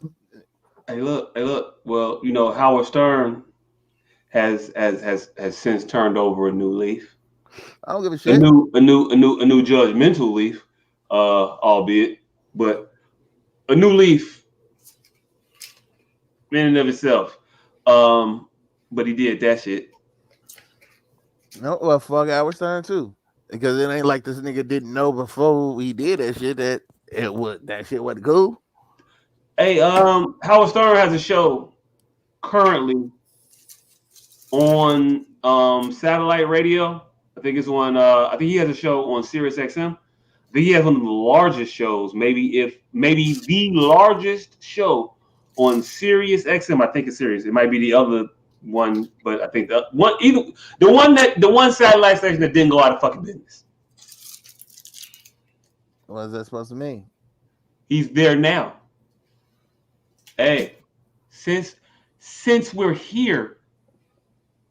Yeah, let's get him the fuck up out of here too. Okay, cool. That's all I'm saying. Since we're here, might as well. When you sweeping, you don't just be like, okay, fuck that corner. You get them all, right? Let's get him the you fuck get the up whole out of here. floor, right? Yeah, get the whole court. The whole floor. Fuck them all. Fuck them all. And look, again, I'm not trying to stand in front of my people in front of my people. I'm not trying to stand between them and my people. I get the fuck out the way. Lay them niggas down. All them crackers down. Well, you know what I meant. I also, hey, look, I thought about this the other day. I think I'm gonna stop calling black people nigga. I'm not gonna stop using the word nigga. Let the change begin from within. But I think from his point forward, you might hear me refer to people as niggas, and you might be confused as to the application of the word. But don't be. It's fitting. I don't be confused by that shit. Hey, look, don't be.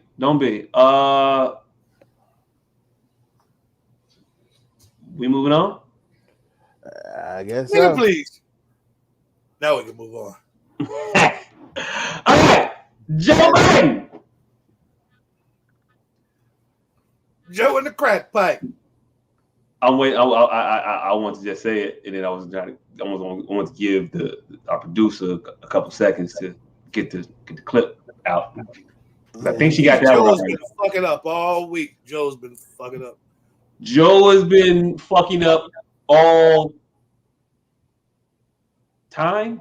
Oh no, I mean I want to limit it to like the recent history, but I couldn't. Jackson.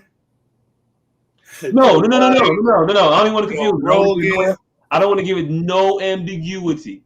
Joe Biden. That Joe. Biden. The white hair. Aviator glasses, you might have recognized him. Coming off of airplanes and shit. Talking shit or whatever. Mm-hmm. But Joe Biden recently had a new bit of legislation that he wanted to get passed. Wait, not the John Lewis Voting Rights Act. Because it's inside out. Is this an actual bill? That's gone. But legislation, yet and still, yes, it's legislation. But not the bill is legislation. Not the George Floyd policing bill, which he promised to get done before George's birthday. That has to be voted on. What? Not anything that has to be voted on, but something that he could just declare. Okay. Crack. Okay. Hey, look.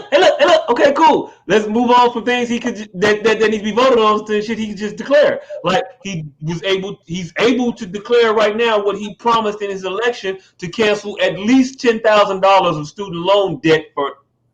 But hey, look, didn't do that.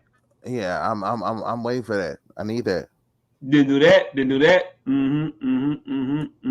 Hey, look, there's all types of legislation that would. Executive orders, but legislation by executive order. I'm waiting on this. It's not a video. It's just the article. Oh, it's not a video. Oh, so this isn't any documented words that someone has said. This is just a bullshit summary and a hypothetical, which I will break the fuck down real quick. Okay, please break it down. The hypothetical of the shit that's actually happening. Please, no. I'm pointing out how the bullshit in your theory. I feel you, but when you get it up, when we get this up, yep. You know what? How about crack? God damn it! You know what?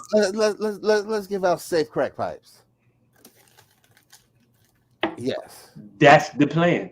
Yes, that is the plan. Whenever you get there, we go. Yeah.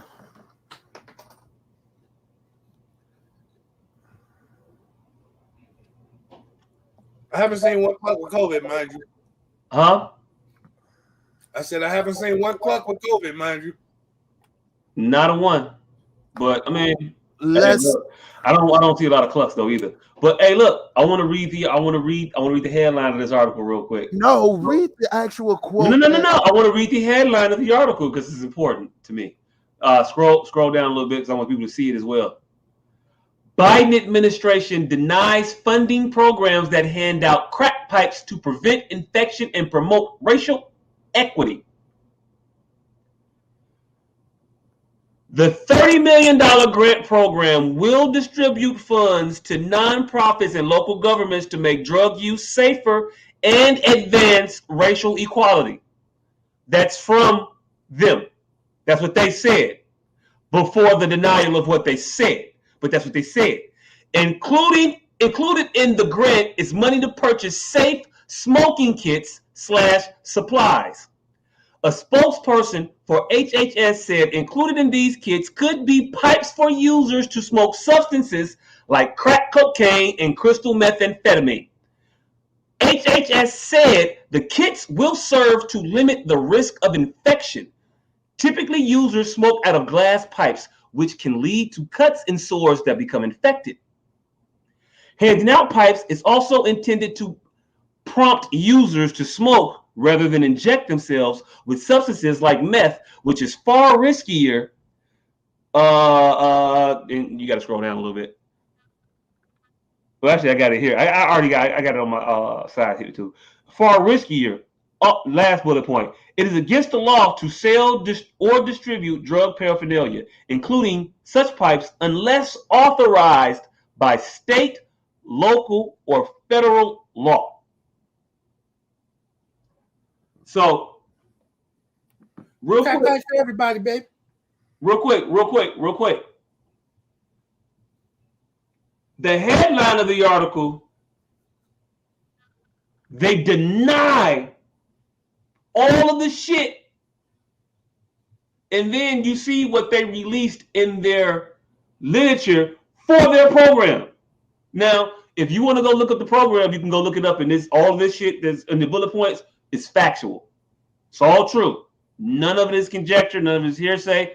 It's all the shit in the bill, or whatever you want to call it, that they're putting forth now in this funding program with these grants for these organizations that provide these services to underserved communities. This is his give to racial equity, the racial equity cries that he heard when he was running for president and the entire time he's been president. This is his response. All right, Plot twist. Racial agents. All right. So, fuck all the bullshit. Let's just state your goddamn. Let's state your position on this. I'm listening. You have a problem with this bill? Yeah. You do? Yeah, I do. Okay. Now, let's break down why. So I can show you just why you shouldn't. All right. So why do you have a problem with this bill? Is it because there's nothing else that comes along with it, or is it the existence of this bill in itself? Because we asked for racial equality and racially centered bills and agendas for us, and what he came up with was crack pipes. That's my problem. All right. So you don't have a problem with the crack pipes in general in themselves? I never thought about crack pipes. Period. Okay.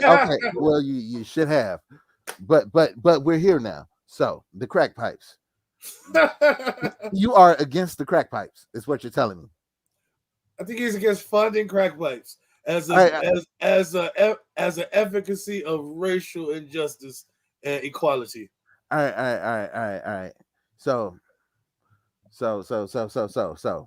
now, if everything else would have been granted and the crack pipes came, would you still have a problem with the crack pipes? Hell yeah. Okay, that's where you're wrong. And so this is what we're going to talk about. We're going to talk about the crack pipes themselves, not all the other shit that should have came with the crack pipes, but the crack pipes. This is what we're going to do. This is what we're going to put our focus on, the crack pipes. Me? Yes. And I'll tell you why. You will not yell us why. When you come the fuck over here, you could tell us in a normal manner why you are so anti-crack pipe. It ain't the crack pipes, nigga.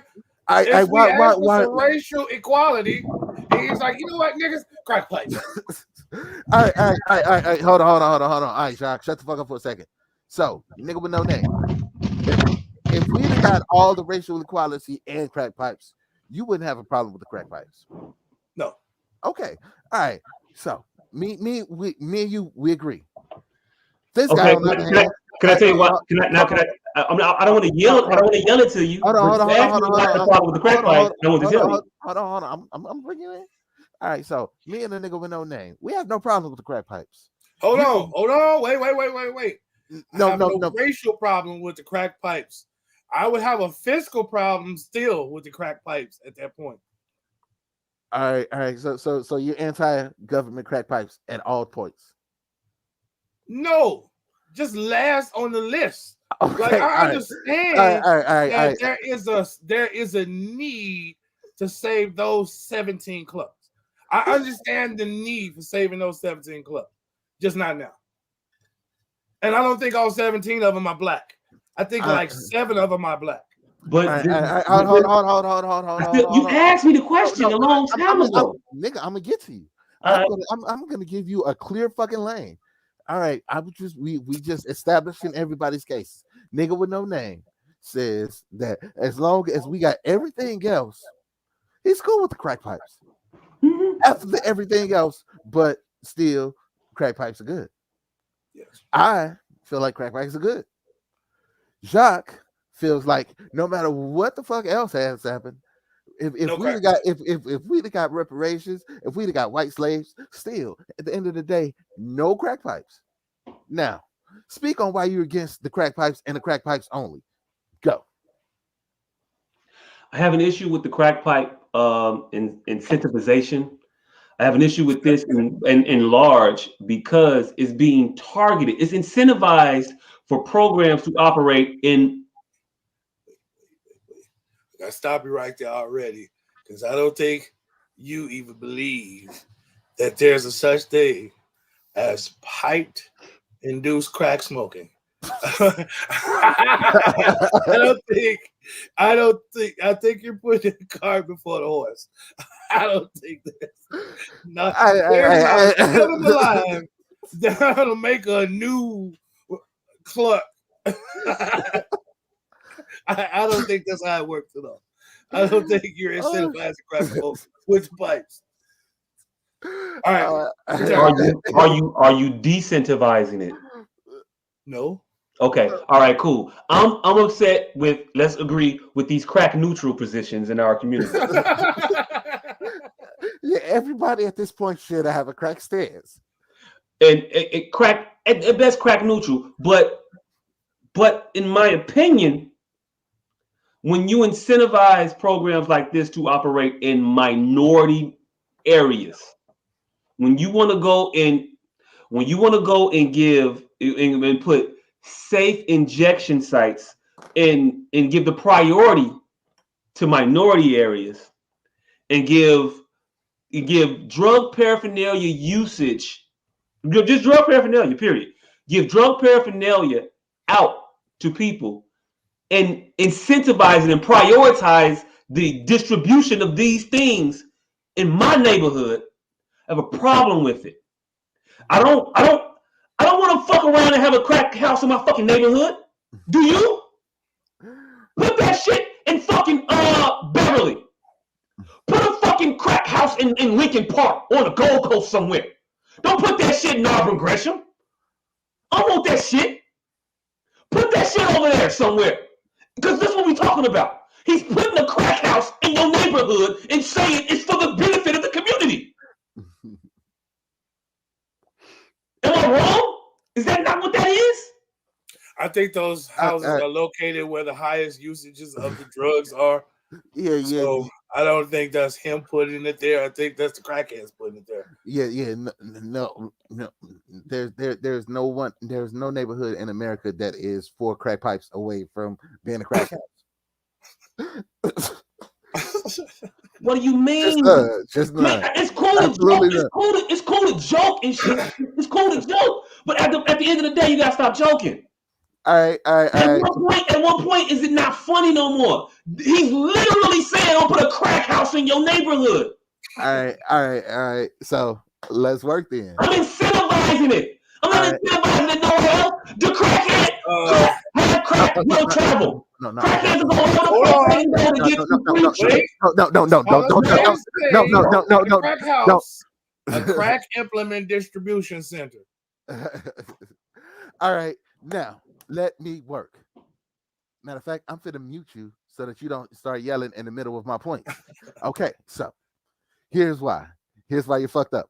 Because there are things called needle exchange programs that have been going on for decades and decades and decades. And those things are primarily in white people neighborhoods. You know why? Because they want to make drug usage safer, because they realize nobody is a goddamn syringe or a crack pipe away from being a drug addict. They're already fucking drug addicts. You still can't talk because I've muted you. Okay, so the point is they are going to use the drugs. Them getting a new syringe or old syringe or a new pipe or old pipe isn't going to change that. The fact is they're making it safer for them to use it. And this prevents more illnesses, more deaths, because now in neighborhoods, in the white neighborhoods where they have needle exchange programs, HIV rates drop. Like, needle exchange programs have been going on forever. Motherfucking New York had they safe injection sites in the 80s, making it safe for white people to use these fucking drugs. In case somebody ODs, they got a nurse right there. You know what happens if a black person ODs? They die in the fucking street. So these programs have been going on for a long ass fucking time. And the thing is, they've been going on in white people neighborhoods. And now this makes it safer for the drug addicts that already fucking exist, because it's not making new drug addicts. It's just saying, hey, you're going to do this shit regardless. Let's at least protect you from this part fucking you up. I'm gonna let you say some bullshit now. Oh.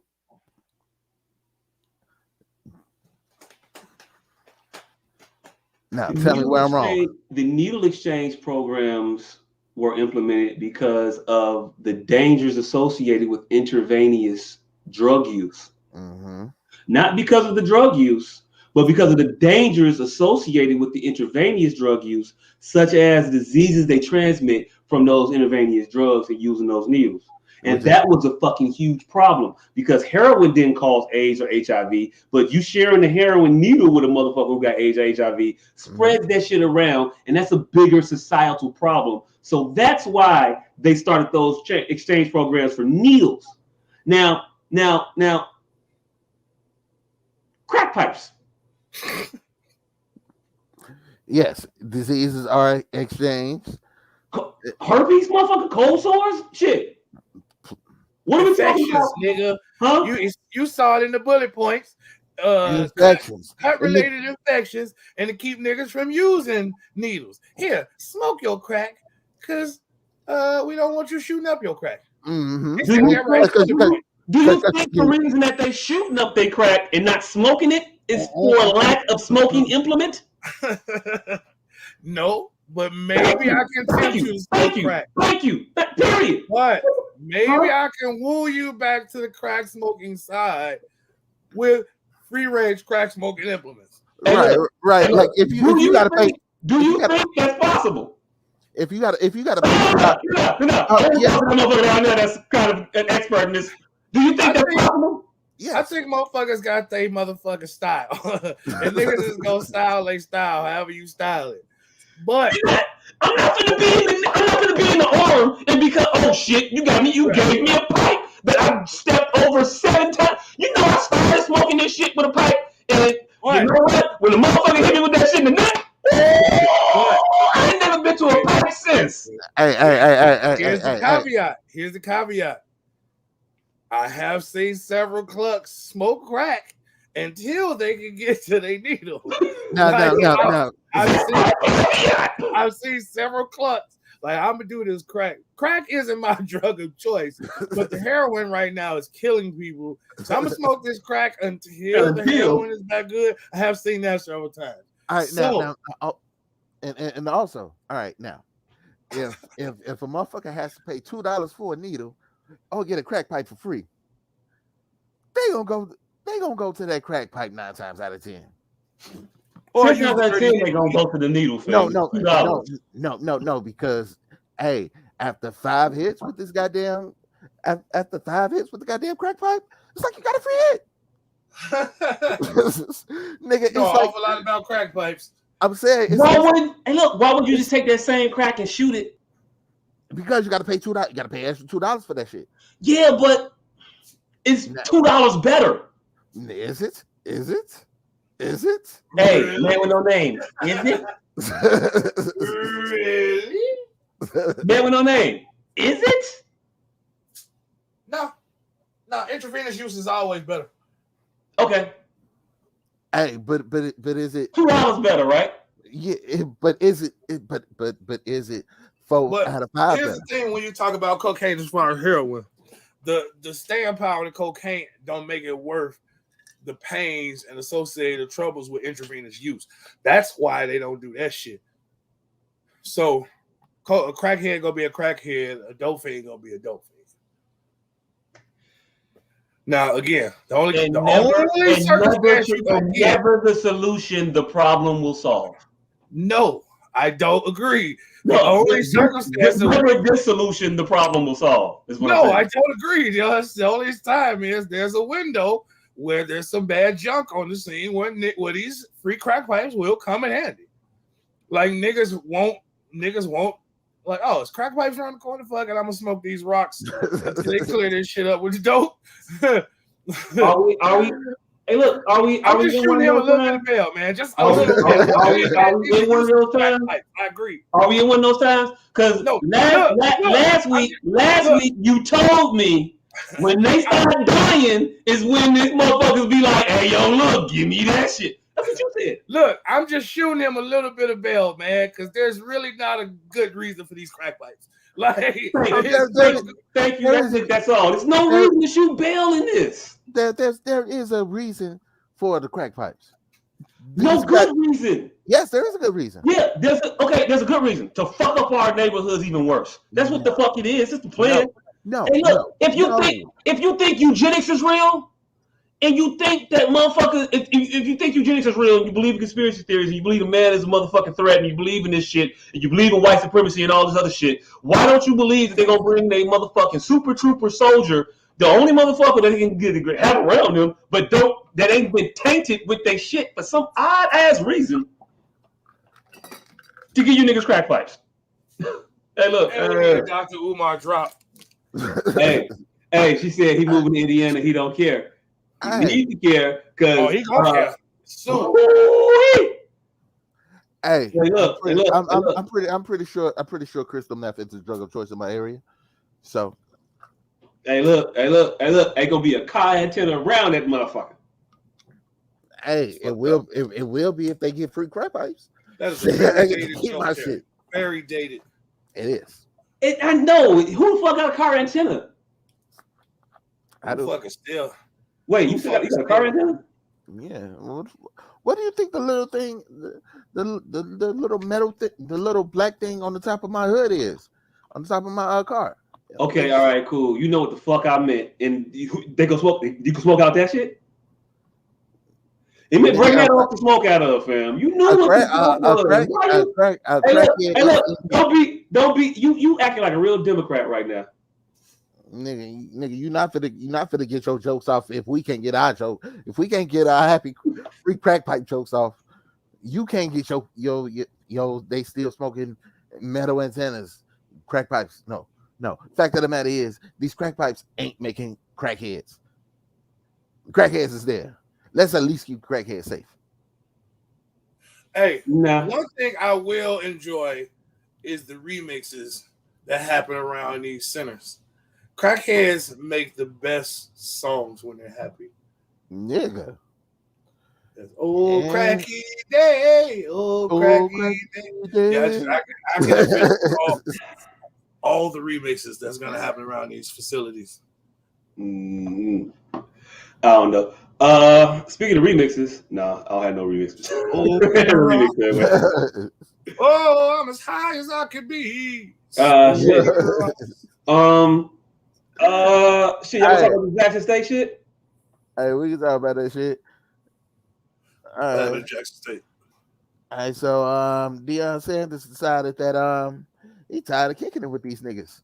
So he has he has decided that Jackson State University will not partake in the Southern Heritage Classic no more. Never again.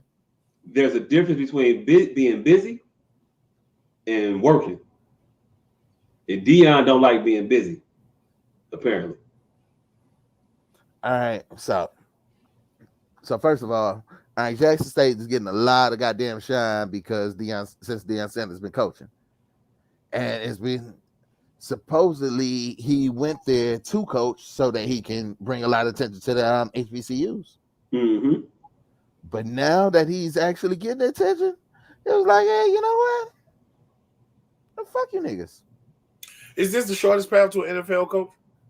No, not at all. Not to be a coach of an HBCU at all. There's some nuances you left out in this shit, though, by the way. Yes, he will get more money coaching the Hold other on, game. you said a little bit more money? No, the school will get more money with them playing in these bigger games than they would from playing in the HBCU with Southern Classics. I don't think it's these bigger games. I think it's this bigger. I think it's this game up, mm-hmm. and it's the game they're talking about that they normally play with Tennessee State, and mm-hmm. It's the Southern Heritage Classic, mm-hmm. right? Yep. They're supposed to play a game with Tennessee State. They had 3 years left on their contract. Dion got there. He wanted to change the shit up. He said that in the 28 years they've been participating in that game, that classic, they made about $6.3 million. Mm-hmm. Okay.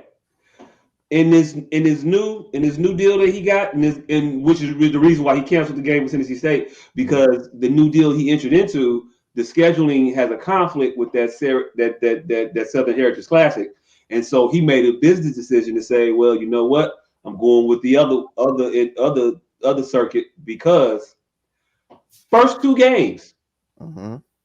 they are going to make $3 million. Mm-hmm.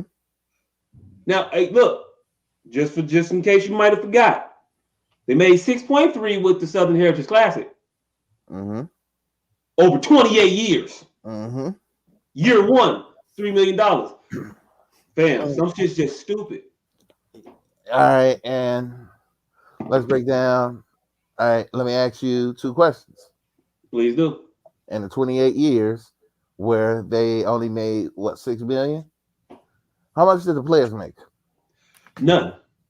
All right, now in the next 2 years, when they're gonna make the $3 million, how much will the players make? I don't know, because now NCAA players are able to make money off their own likeness and entities, so having a bigger platform, bigger dollars. I don't know, but no NCAA athletes are paid. Period. So that ain't got nothing to do with that. We talk about the schools making money off of this to help the programs go forward. But schools, big universities use athletics as a fundraising entity to fund a lot of other shit in the university. Mm-hmm. And if funding is an issue with HBCUs, is it not? Yeah, and some of them. Man, Joe, it ain't that hard a question. Yes, it's an issue. Mm-hmm. Niggas ain't got no money. It's across the board. If anybody ever asks you if niggas got money, I mean, my bad, because I said I wasn't gonna do it. Mm-hmm. It's hard. If anybody ever asks you if black people got enough money, the answer is no. The answer is always no, because never in the history of black folks have we ever been, no, we got enough. No, that's all we need. We straight. We don't want anything. Never. No, never. You ain't never heard that. Nope. All right, so let's point out the hypocrisy in this. Hey, look, since Mansa Musa, I said, I don't even know if Mansa Musa was like, I got enough. All right, now let's point out. He might have been like, give me some more. Now let's point out the hypocrisy in this bullshit. All right, please. Yeah. Mm-hmm.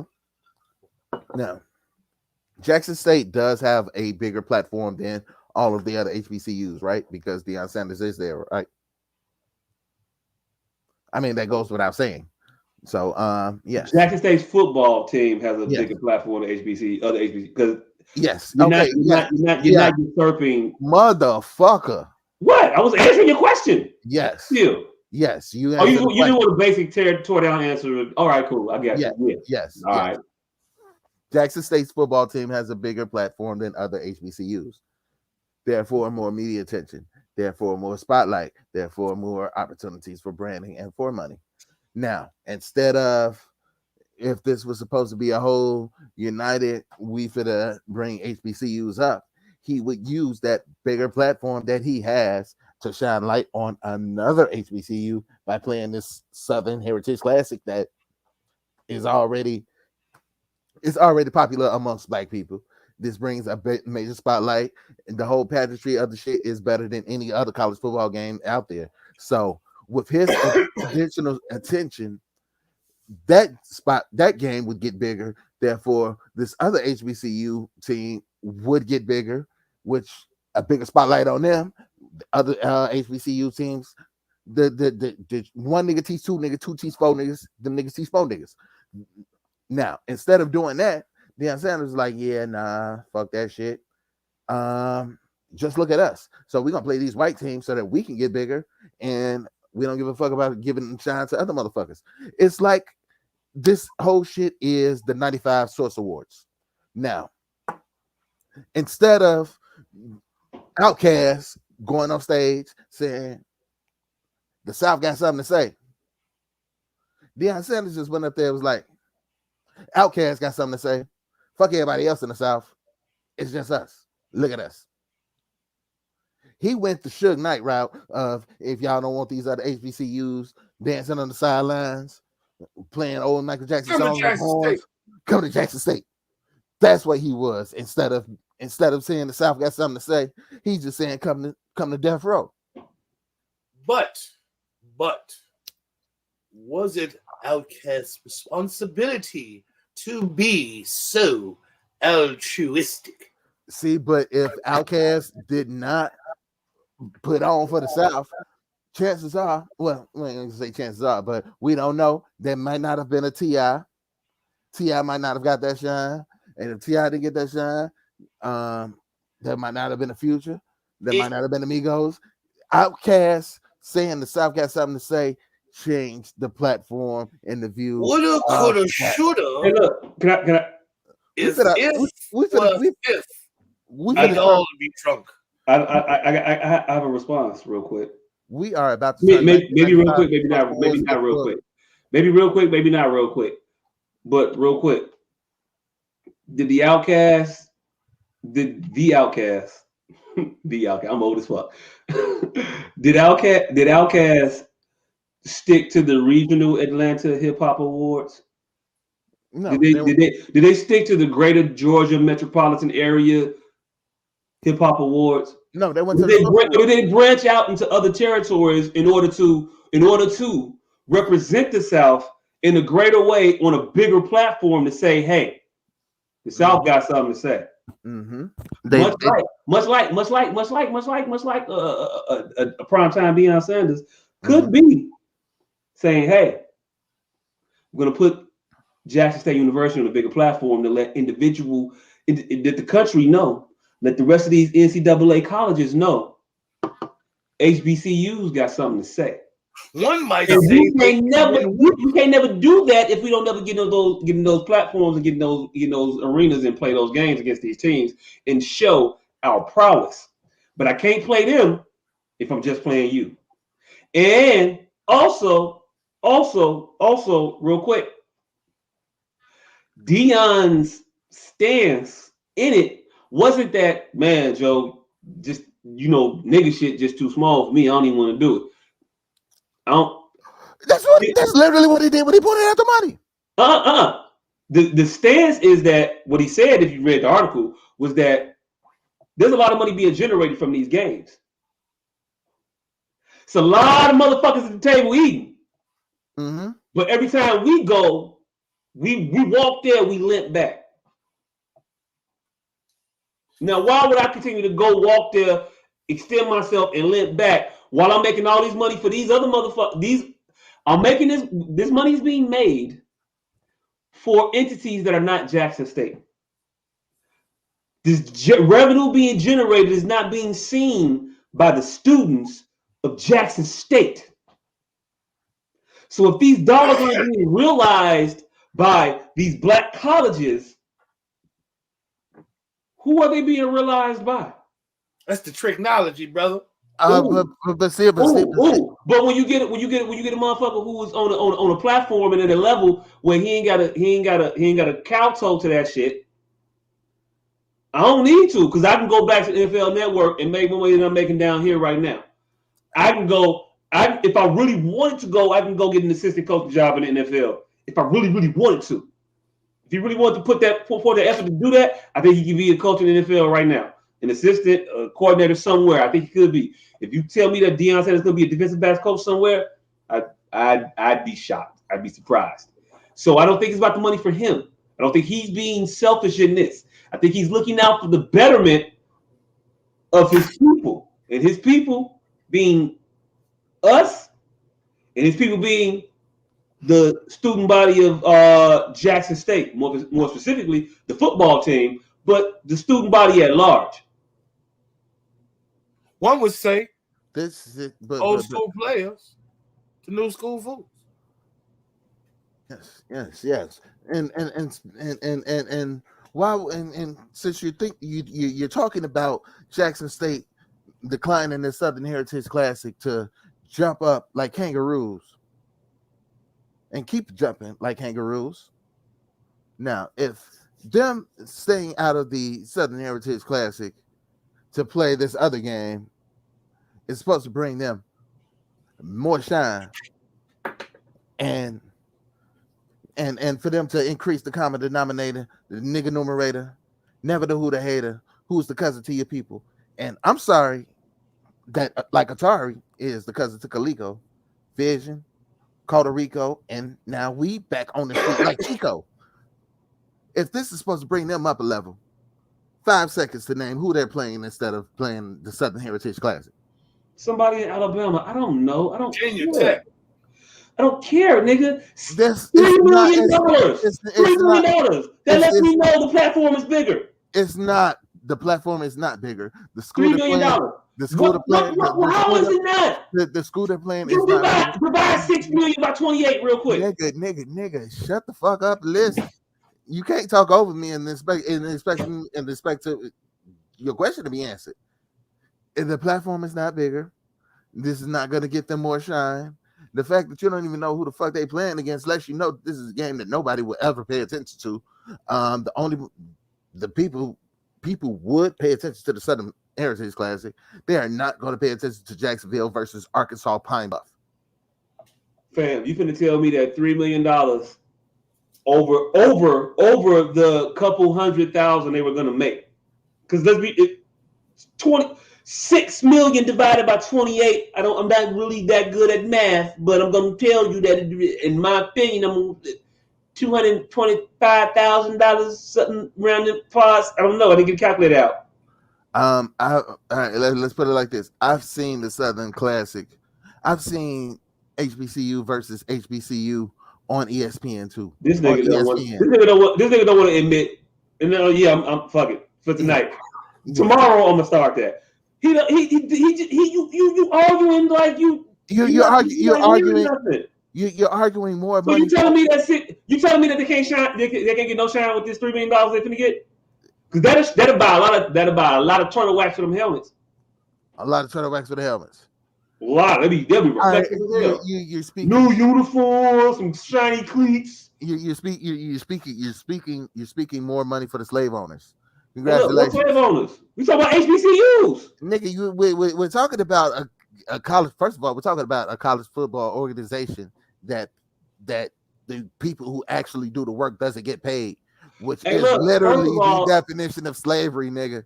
First of all, I want you to be aware that you were just arguing in favor of, but whatever. Because you're not the slavery. The slavery's argument still exists. They still not they're playing football when they're playing for the Southern Heritage Classic.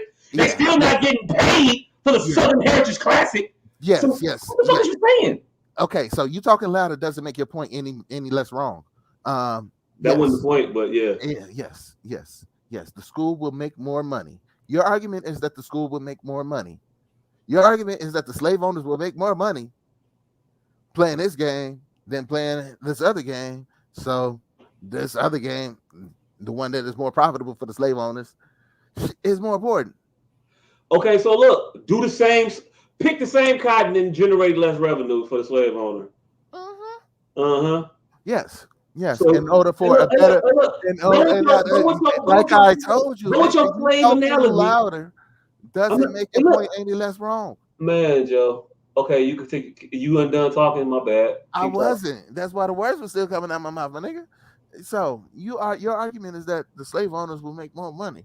My argument is that the people who are actually involved in this shit enjoy the Southern Classic more than Jackson State versus Arkansas Pine Bluff. It generates more attention for the economy around it than Arkansas Pine Bluff. There's no city's finances getting helped by Arkansas Pine Bluff and Jackson State. However, clubs around the Southern Heritage Classic make more money. Restaurants around the Southern Heritage Classic make more money. Does none of that happen? The battle of the bands, nigga. The battle of motherfuckers will come from out of town to see the battle of the bands. Will they not? Motherfuckers will travel the country to see that shit. Motherfuckers will not travel the country to see Jackson State versus Arkansas Pine Bluff.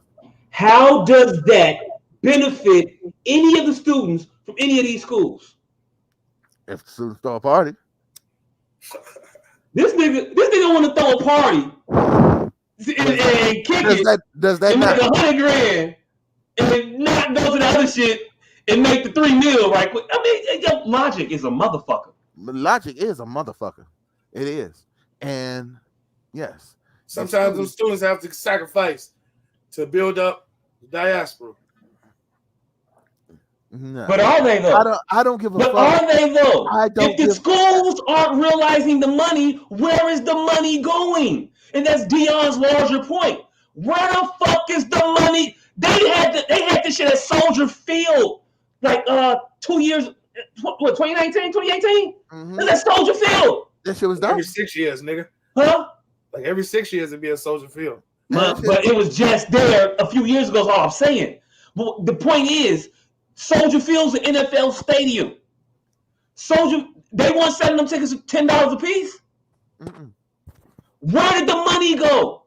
That's what Dion is saying. That's the point he's making. The money that the schools are generating aren't getting to the schools. They're being held up at the corporate level of the people who run the Southern Heritage Classic. And at the schools. The schools ain't generating shit either. Let's be honest. And he's trying to generate some shit for the school. Nigga. The schools ain't generating shit either. The players are the one that's generating the shit, and the players ain't getting shit out of it. But they're not going to get shit out of it no way. So you want them to play a game, they're still not going to get nothing out of it. So what the fuck is that argument even make? How does that even make sense? It makes perfect fucking sense. It doesn't make sense. You want them to not play over there because they're not making any money to come over here where they're not going to make any money. But they're going to be not making money for black people over here. No, not for the black. No, the school is getting the bread. I'm not, me as Jackson State cornerback going up to the Southern Heritage Classic, playing in it, knowing that I'm not bringing the dollars that are being generated by me playing in this game to my school or to the school I'm playing against, or to HBCUs at large. Hey, now, if Tennessee State want to go ahead and step up, they have a well, fuck, is Eddie George Hall of Fame caliber? He's not as high profile as Deion Sanders, but still Eddie George. He went to a Super Bowl. He was a Pro Bowler. He was a league All-Star. Was he not? Or he was, right? Yeah. Eddie George is the coach of them motherfuckers over there at Tennessee State. Get on ESPN, Eddie George, and get on your soapbox and tout your school shit and get your school's profile up. Hugh Jackson is at Grambling. Hold on. Let me just interject. Nobody likes Eddie George. Why not? Because he doesn't have a personality. Everybody loves Deion Sanders. Basketball or football? Football. Like everybody loves Deion Sanders. So Eddie George getting on ESPN ain't gonna make me tune into ESPN. But Deion Sanders on ESPN. That's your fault. If the calls ain't enough for you, if the calls ain't enough for you, you need a celebrity motherfucker to come and watch. I don't know. Deion Sanders is that attractive? Or is he funny to you? I don't know. You think that he's cute? Yes. I don't know what it is. Deion Sanders is a better personality than Eddie George. Point blank. Period. Therefore, more people like Deion Sanders than like Eddie George. Nobody gives a fuck. But the personality matters. My nigga, the words are still coming out of my mouth. My nigga. So nobody likes Eddie George. Nobody gives a fuck that Eddie George coaches the fucking Tennessee State because nobody pays attention to Eddie George. Deion Sanders is personality. He is a celebrity. That's the difference between being a football player and a celebrity. Deion Sanders is a celebrity. People like Deion Sanders. I'm entertained by that motherfucker. So yes, his existence brings more attention than Eddie George's existence. Okay, cool. If nobody likes Eddie George, nobody gonna pay attention to Eddie George. Does Deion Sanders' existence in Eddie George's world bring attention to Eddie George? Because I think that it just brings attention to Deion Sanders, and Eddie George just gets to ride off the coattails of that. And then as soon as Deion Sanders leaves, Eddie George is still Eddie George. Nobody looks at him again. Actually, am I wrong? Nobody likes him. You like Deion Sanders. Deion Sanders. No, my nigga, the world's still coming out of my mouth. So they like Deion Sanders. So they'll come see Deion Sanders, and then when Deion Sanders leaves, they'll follow Deion Sanders to wherever the fuck he goes next. That's not how trickle down pussy work. It isn't. But it's not.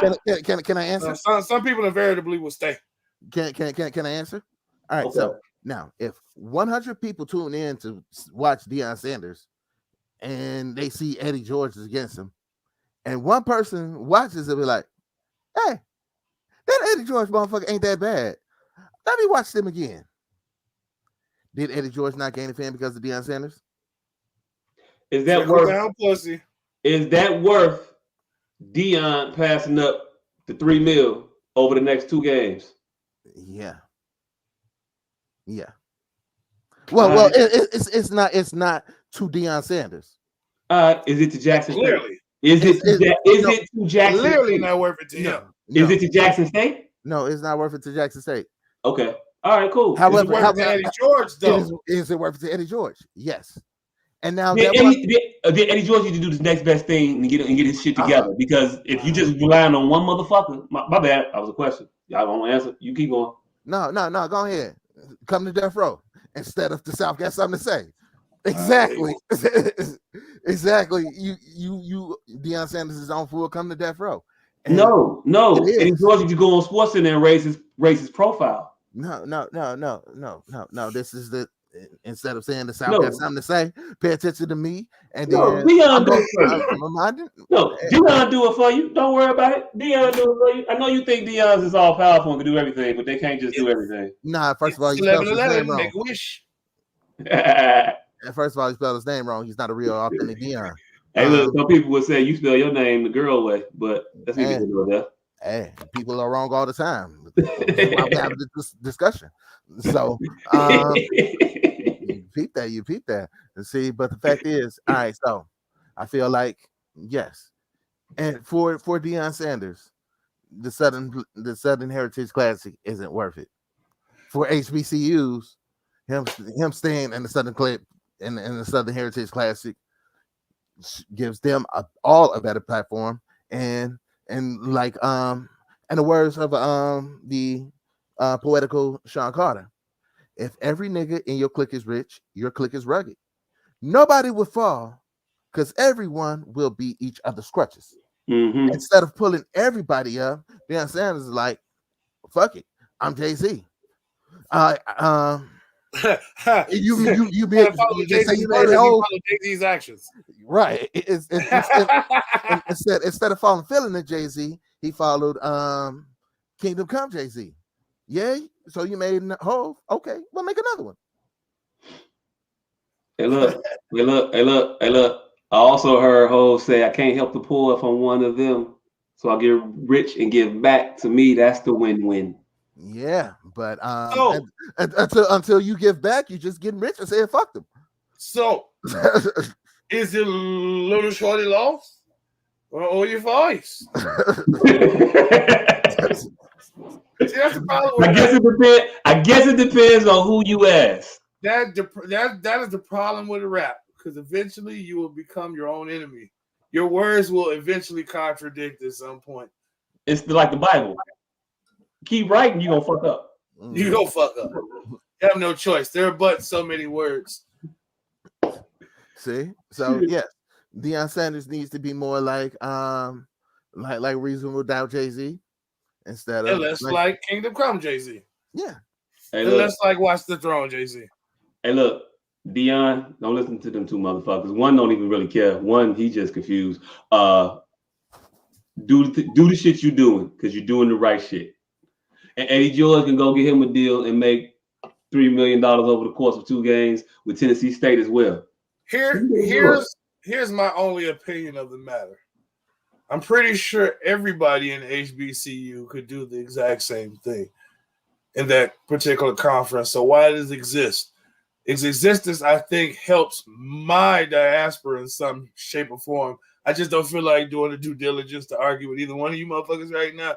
Is why I'm saying Deion Sanders a coon. Just off top until further, like, cause no, hear me out. Cause if everybody else pulls out, something's going to happen to my community. No, the thing is this. The people purporting themselves as being for your community aren't for your community, because the money isn't getting to your community. It's getting stuck somewhere. It's not coming down to the brothers and sisters who want it or need it, or who earned it by participating in these classics. But no matter what, getting stuck in the management, in the hierarchy. They tell them, man, the money coming, man. The money can do it for the brothers. So what you're saying is, if they all stop going, it would have no long-term lasting effects. What I'm telling you is this. Nigga, just answer the question. No, it wouldn't have no long-term lasting effects, because the HBCUs don't get shit off of it. They bring money to communities that don't. Is that HBCU in Chicago that got a football team? No. Thank you. However, hold on. Do Chicago State get any of that? Hold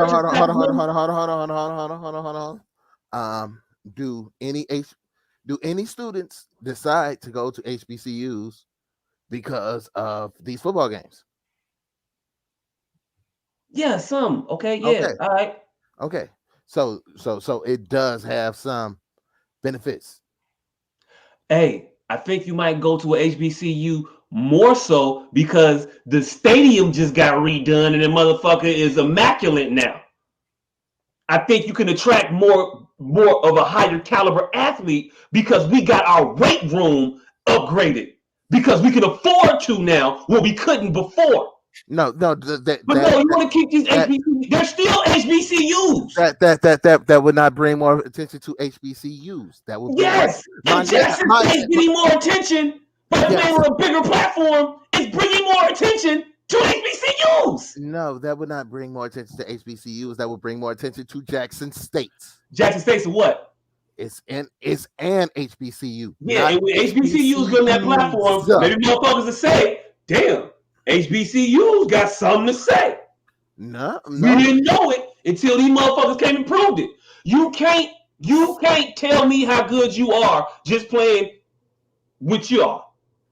You got to come over here to the big leagues and play.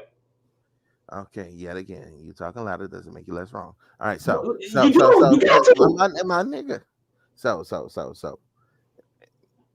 this brings more attention to Jackson State and not all HBCUs. However, Jackson State. Hold on. However, Jackson State playing Alcorn State brings more attention to Alcorn State and Jackson State. I got some foggy weed man shit in my head now.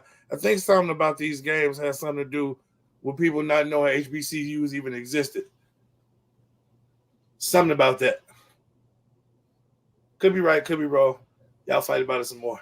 That was it. I knew the games existed. No. Some black people didn't even know the schools. There was such thing as HBCUs outside of these football games. Hey, look. I mean, somebody might be confused somewhere. Yeah. There's definitely a thing about fucking the Cosby Show. Niggas didn't know there was such thing as an HBCU to the Cosby Show existed. I think that was similar about these games, though. What I'm saying to you is, I'm sure somebody somewhere didn't know an HBCU existed. I'm not going to argue against it. Yeah. Oh, no, I don't give a fuck about either way. I side this argument. I'm just here. Anytime I got a chance to interject, I like to hear myself talk. That was it. I know. That's all I got. I know. But hey, look, I got nothing else because we're gonna keep going in circles. I got nothing else. I'll let the people decide. They'll figure it out. Speaking of HBCUs, hey, Butt Cheek University. Candace, what was her name? Sydney Carter. Sydney Carter with them big old cakes and her purportedly inappropriate dress well to coach college female basketball games. Assistant coach. She be helping out. Yes, assistant coach. This nigga with the bomb segue. The bomb segue. Shout out to you for helping us transition. Oh yes. I think that we didn't transition at all. Pause. Yeah. I think that was the first time you helped us change subjects. Oh yes. I also helped us change subjects, but intentionally. Yeah. He wants to talk about Sydney Carter. Let me pull this up, and I'll send the graphic to our. It is graphic. Yeah. Not the graphic. I'll send the graphic that I had. Holy. Holy. Well, I'll be. Yeah, so she decided to wear the hot pink leather leggings. Come on. She decided to wear her Barbie girl 12s. Right. Her Nicki Minaj starter pack. I'm sending it to her now so they can see. It's on the screen. It's on the screen. Oh no, this wasn't it though, but it's more. Oh, this is that though. All right. I like that one. That was. I ain't mad at it. I ain't tripping. Yeah. All right. So I see nothing wrong with this. Yeah. I don't have a problem with it. It's distracting to say the least. Distracting to who? She coaching girls. I wouldn't have been paying attention to the goddamn game. But you're not playing. Huh? She coaches girls. It ain't distracting nobody on the court. Well, it might be. I'm pretty sure like 60% of them. Hey, I'm pretty sure a few of those dibble and dabble. Hey, look. I'm gonna tell you like this. Hey. All them saw that. If they wasn't before, and they saw that in all its splendor and all this unadulterated glory. Nigga. They already seen that already. You think they ain't seen her in the locker room already, fam? Not the motherfuckers from LSU. Oh well, then. Hey, look. Here's the one thing I know. Strategic advantage. You talking about? Yeah. Here's the one thing I know about thickness. It ain't always shining, glining once it come up out of that. Yeah. It ain't always that. Yeah. Once it come out, see them spanks and some, It ain't always that when it come out of that, Pam. Shit get to shifting and sagging and flipping and flopping and be dents and dings everywhere. Hey, look, if it ain't like that when it come out, then it's not impressive with it in there. I don't give a fuck about you being a canned tuna. No, nigga, you the tree falls in the forest. Nigga, we ain't seen that. You'd interjected them seeing her naked. They may not have. This is distracting. Order in the court. Yeah, I did. I don't know. Order in the court. Order in the court. I don't see nothing. What you said was if they saw her without it, it might be different. And I'm saying I don't think that's different. I don't know. Look, I'm not here to adjudicate women's fashion on the sidelines. If she can coach it, if she's not draw plays and call plays and that motherfucking shit, go ahead and do it. I don't begrudge her for it at all. The cameraman has missed 14 crucial layups. Clicking that pin is distracting. 14 crucial layups. They missed them anyway, fam. Have you seen women's basketball? I said cameraman, nigga. Huh? The cameraman missed 14 crucial layups. They didn't go in. We want to see them miss. We don't want to be pencil whipped out here. We got a fucking consummate gambler out here. He got money on the line.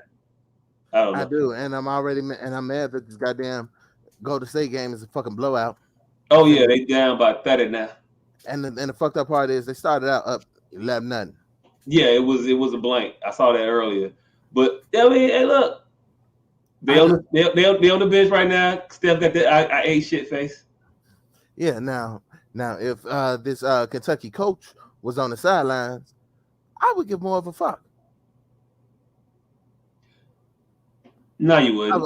I wouldn't because my money is already lost. However, still, I feel like, and also, you'll never see her on the sidelines. Oh, she's wearing that on the sideline. Someone will find her. Cameraman will have at least 2 different angles.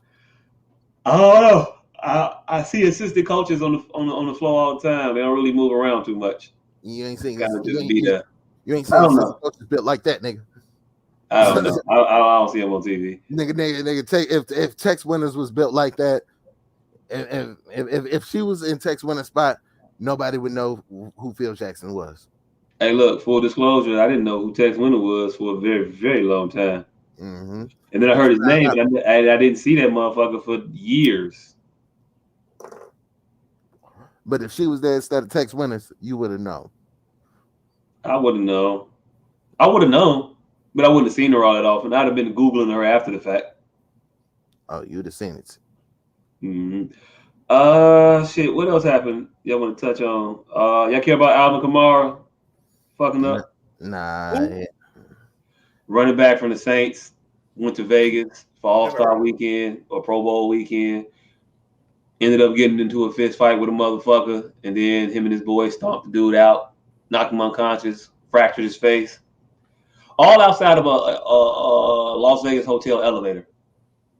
So he's gonna be out a few $100,000. We talking about that motherfucker, them young boys that killed that security guard?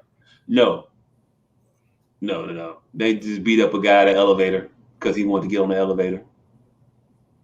Is that what you're talking about? That's what I'm talking about, yeah. Alvin Kamara. I'm talking about Alvin Kamara. Nope. But no, I mean, he did that. It was stupid. Yeah. Here we go. Y'all want to talk about black coaches? He said, "Here we go." Is video of them beating his ass? Is that what you about to play? There is video. It's not out yet, though. Oh, he said, "Here we go." I thought he was about to play ass whipping video. Well, since there's no video, did y'all see the video of them boys in the gym? No. What's happening in the gym? Well, so apparently, these boys, they killed a security guard in a public gym. It appeared to be like a Bally's or some shit like that. But what it transpired was the boys were playing. They were gambling for money, and he beat the Mexican for like $500. So the security guard came over and tried to extort the kid, like all the way out of the gym. He was like, "You won that in here. Where's my cut? If you don't give me my cut, you can get the fuck out of here." And he did that all the way out of the gym until they put hands on him. And he so happened to die from this 10-second scuffle. What are your thoughts? Yeah, I mean, it's a funny thing, child. I don't know. Yeah, they shouldn't have beat the motherfucker to death. But also, Look, it was 10 seconds. I need to call the video. yeah. I was about to get to that. Like, you don't know that your one punch, you trying to whip his ass will result in his death. So I feel like they shouldn't be charged with murder because they didn't try to kill this motherfucker. They just wanted to whip his ass because he was on some bullshit.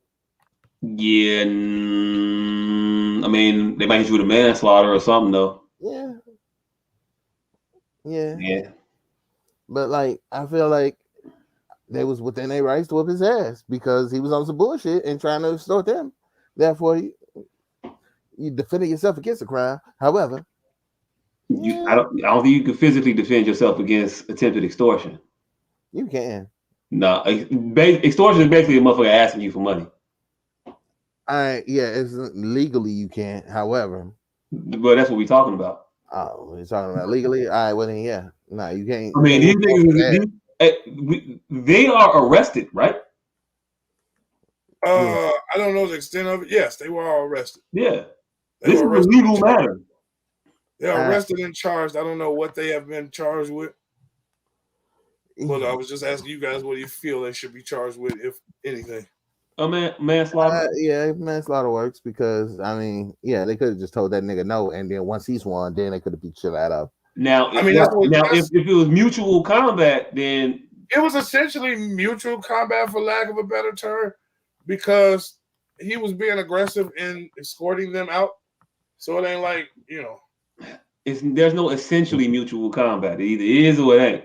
I can do all of the stuff in my power to get you the fuck out the building and tell you to go and move. Nah, leave, look, all that extra, all that. But what if I'm bellying you and I'm physically that's physical. Then that's physical. That's what I'm saying. Yeah, well, I didn't know that. I haven't seen the video of this, so I don't know. I just put it in the chat. Somebody might not consider that mutual combat. Hey, look, you putting your hands on me, you putting your stomach on me. Don't just belly. Don't belly me. What you do? Where you go? What you do? Where you go? Don't belly me. Don't belly me out. You can. And then he clearly thought you can belly me with the side to side. Where you going? Where you going? Where you at? Where you going? Preventing somebody from advancing, that's one thing. But no, and that's the thing. These kids were leaving. They were leaving. But bellying the force out is different than the way that's what I'm saying. Yeah, like I said, I just put the video in the chat. These kids was leaving, and the shit was it was tentative.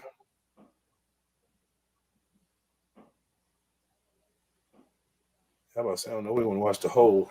Murdering what you do? What you go? What you do? Gym. 20-year-old Xavier Williams and 26-year-old Darius Williams and Cameron Walton are all behind bars tonight. Investigators say they beat security guard Patrick Pregene while he was working at a fitness connection on Town East Boulevard last week. Fox 4's Peyton Yeager live now with an update. Peyton?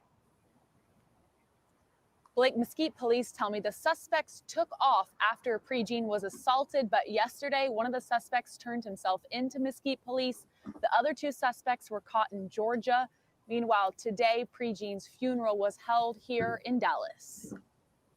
Loved ones of Patrick Pregene showed up Saturday afternoon sporting Cowboys colors. And we just want to honor him in blue. Born and raised in Dallas, the father of three was known as a family man. Nothing he wouldn't do for his family. Nothing.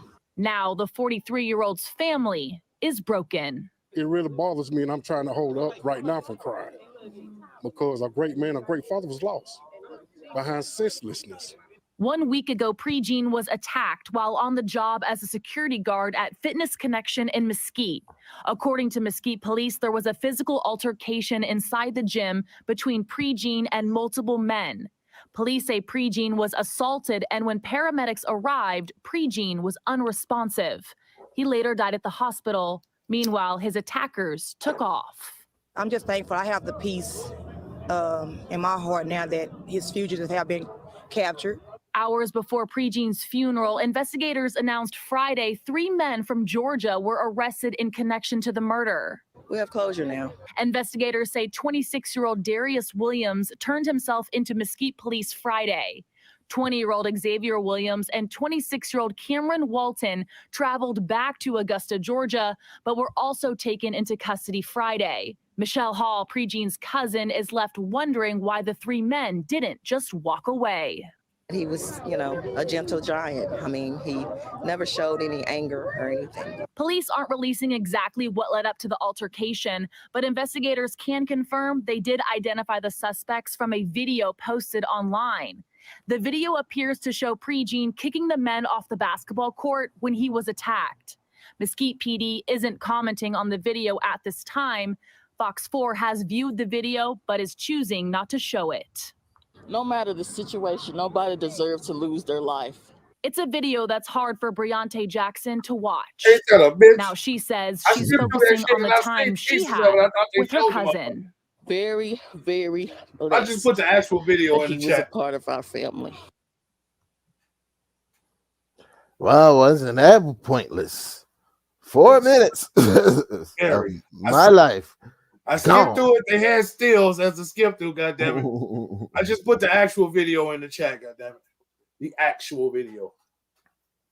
But so yeah, that's what happened. And but the way they described it and won't show the video, it's a little murkier than that. Cause again, he was being aggressive in his stance. They was leaving. They were flabbergasted, nigga. You extorting us. And he got to pushing, got a little bit too handsy, and the motherfucker. Yeah, pretty much got a little handsy.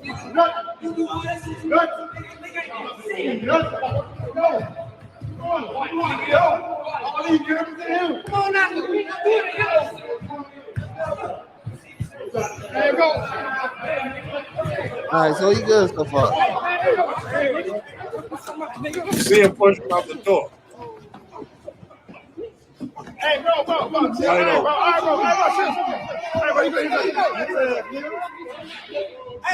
call somebody.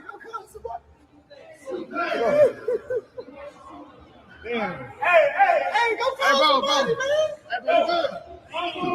Hey, bro. Get somebody. A security guard at a gym in Mesquite ended up. All right, I don't see where. I don't know what I just saw. Yeah, I don't know what I He just saw. pushed him out the door. They whooped his ass. He died. It looked like it was all. I didn't see him push them out the door. I mean, he might have. I just couldn't tell right from that one. Like I said, he bellied him. He was bellying him out the door. He was, from a big nigga. I'm tell you what he was doing. He was doing a walk forward. And you're initiating contact with me. So it's not necessarily you hitting me or not necessarily a push, but it's a big nigga security guard tactic. It's just a walk forward, initiating contact with me. And that's everybody ain't cool with that. I mean, 100%. I'm not even sure if I saw that. Oh, yeah. It was in clear cases. I mean, that shit moved. It moved fast. I don't know if anything. He was doing it the entire time. He just they were walking. He walking. They were. I don't know. I didn't. From what I saw just now, I didn't see anything warranted for it to get physical like it did. Even with him, if he was bellying them, I don't think they needed to do that. But they did it. It's not for me to react for them. It's for them to react to the situation that they in. So I don't know what was said before that. I don't know what type of temperament they were in. If what you said is true, and then he coming over to say, "I need a piece." If I don't get a piece, y'all gotta get the fuck out. I can see people being upset with that. And I can see people jaw jacking back and forth, and I can see, with the added antagonistic nature of the back and forth with the words. I can see that physicality, if that's what it was that we looked at, I could see that resulting in an actual fight. I could see that happening. I could see a fight happening beyond that. Because right now they just walking. He ain't even touching them. They just walking. He did. He just bumped them. That's how he got that separation when they were so close together. Okay, I missed it. It was quick then. Shit. The nigga in the hat. He did push dude in the black shirt. The last guy out, he pushed him. He extended arm push. That wasn't the belly. He pushed. No, but watch him belly this nigga here. You see? That's how he bumped in front of him. I still it ain't was seen it on close that as one. hell. But I ain't seen it on that. But watch here. Watch the arm extend on the push out. That. Right. Yeah. And it wasn't a big push, but it was a push. It was enough to And start. then, I think that's what started the fist going. Mm-hmm. Yes. Yeah. Yeah, because then he pushed the other nigga too. And so, yeah. I mean, at that point, it's a fight. It's a fight. It's fucked up. Yeah, it's fucked up that he lost his life. Up. However, yeah, it's a fight. It's fucked up. And I'm not even sure that I would ding them as harshly at this point. It's a fight. It's a fucking fight. It's a fight. He should have kept his goddamn hands to his goddamn self. Yeah. First of all, he shouldn't have tried to extort the little niggas. I wish that was the main point to start all this. Just don't do that. If gambling's illegal on the court, gambling should be illegal, and it should have been illegal before anybody money exchanged hands. You know what I'm saying? Yeah, but I'm almost certain he didn't know about the gambling. If he knew enough to say I'm supposed to get a cut. No, he walked on them exchanging money at the end. It's another video. And he walked up on them exchanging money at the end. So there's a different cell phone footage of a different exchange. Like I said, of them in the shits. Oh, here we go, right here. Got this footage, but yeah. So he walks up on them on some real gangster shit. These young boys really didn't appear to be too thuggery. They appeared to be racist. It looked like some old, I'm finna out-hoop this Mexican dude. That's really what it started as. And the Mexican, I'm not scared of you niggas. I lost the bet. I'm finna pay y'all. He went to his wallet and he broke out the money, a sizable amount. The security guard sees this transaction and he beelines to here. Say, oh, y'all ain't making no money in my gym. I need in. I need a cut. Give me $100.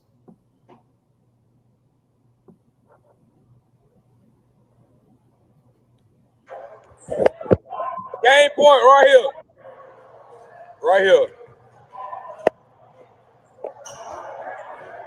Game. Half court? Get paper, nigga. Half court. Smacked his ass. The boy earned his money. And the other boy paid it. Yes, sir. You see, he just walked past him, right? Yeah. The boy paid him. He said, I'm going to pay you. I paid.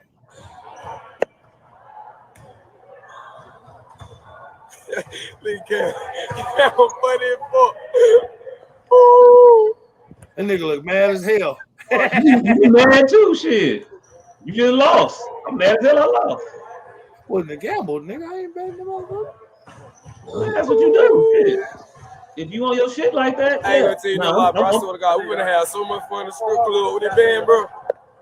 I swear to God, he gonna throw all that on the bitch in the strip club. See, like I said, it looked like some good old fashioned American racism at first. I got baby feet at home. Here's where it gets kind of hectic. Hey, you see his homie trying to extort him too, right there, right? Hold on, let me hear it. You wanna play? I bet you 1,500 to your 5. We won't pay taxes, sir. Real shit. Ain't it? He's trying to catch his housing fee. Ain't it? Yeah. Ain't it? Ain't it? Yeah, ain't it? Yeah.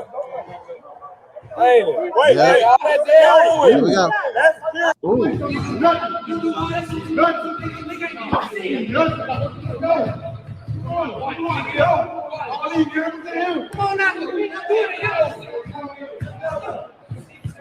There you go.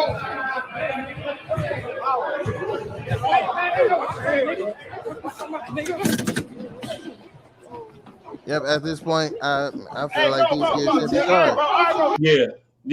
Yeah, at this point, it's on him. I've seen enough. I don't see the gentle giant they were talking about. No, I see the original clip. I see the aggressor. I see the aggressor. I see the person that caused this entire situation. Mm-hmm. It happened. I heard him say clear as day, I want my cut. Me $100. I cut. And they was like, we don't pay taxes. And we don't pay taxes. No, we know what you're doing. No, we don't do that. Period. And now you mad and you trying to push us out. And so yeah, you started this shit. And it ain't like they whipped his ass for no extended period of time. They didn't do an Alvin Kamara. Nah, it was a couple bing banks, and it was. I felt like it was. It looked like it was one bank, and he fell, and they start kicking him. That's what it. Oh shit! I didn't see the kicks, but the kicks is what killed him. Candace said it actually looked like he tripped. Right. Okay. One bank, and he tripped, and they start kicking him and shit. Yeah, but it seems like a natural reaction to the shit he started. Yeah, the kicks is what killed him, and that's what I think more is what we're here to debate. Were the kicks over the line? Yeah, I can see that. However, this case is funky. I call that line for duration, not for action. Like I don't know. You know what I'm saying?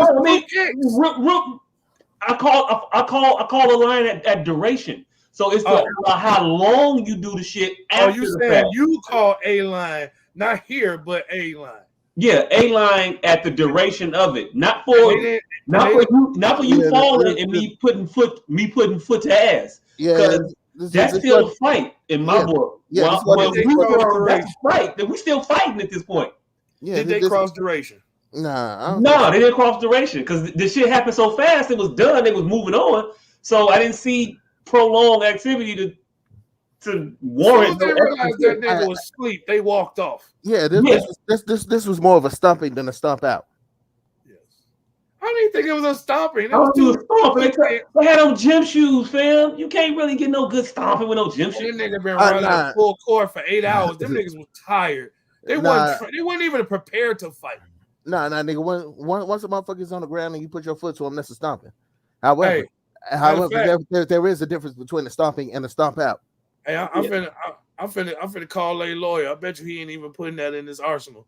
They had just ran 9 full courts. They weren't even prepared for any type of altercation. Nah. They were definitely fatigued.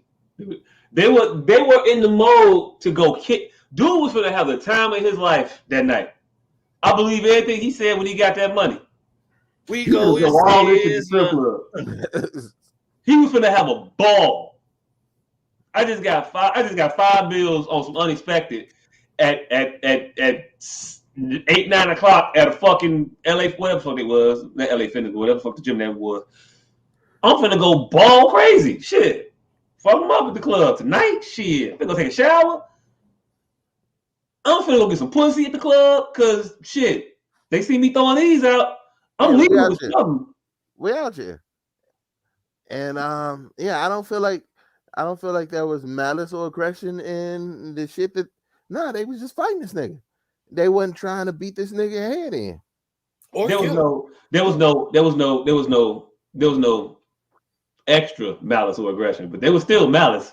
They hit that nigga with the intentions to hit that nigga. But that was return fire. Still malice. Yeah. Still malice. But still, I wouldn't. I wouldn't call to ruin these men's lives over this incident, especially not knowing nothing else about them.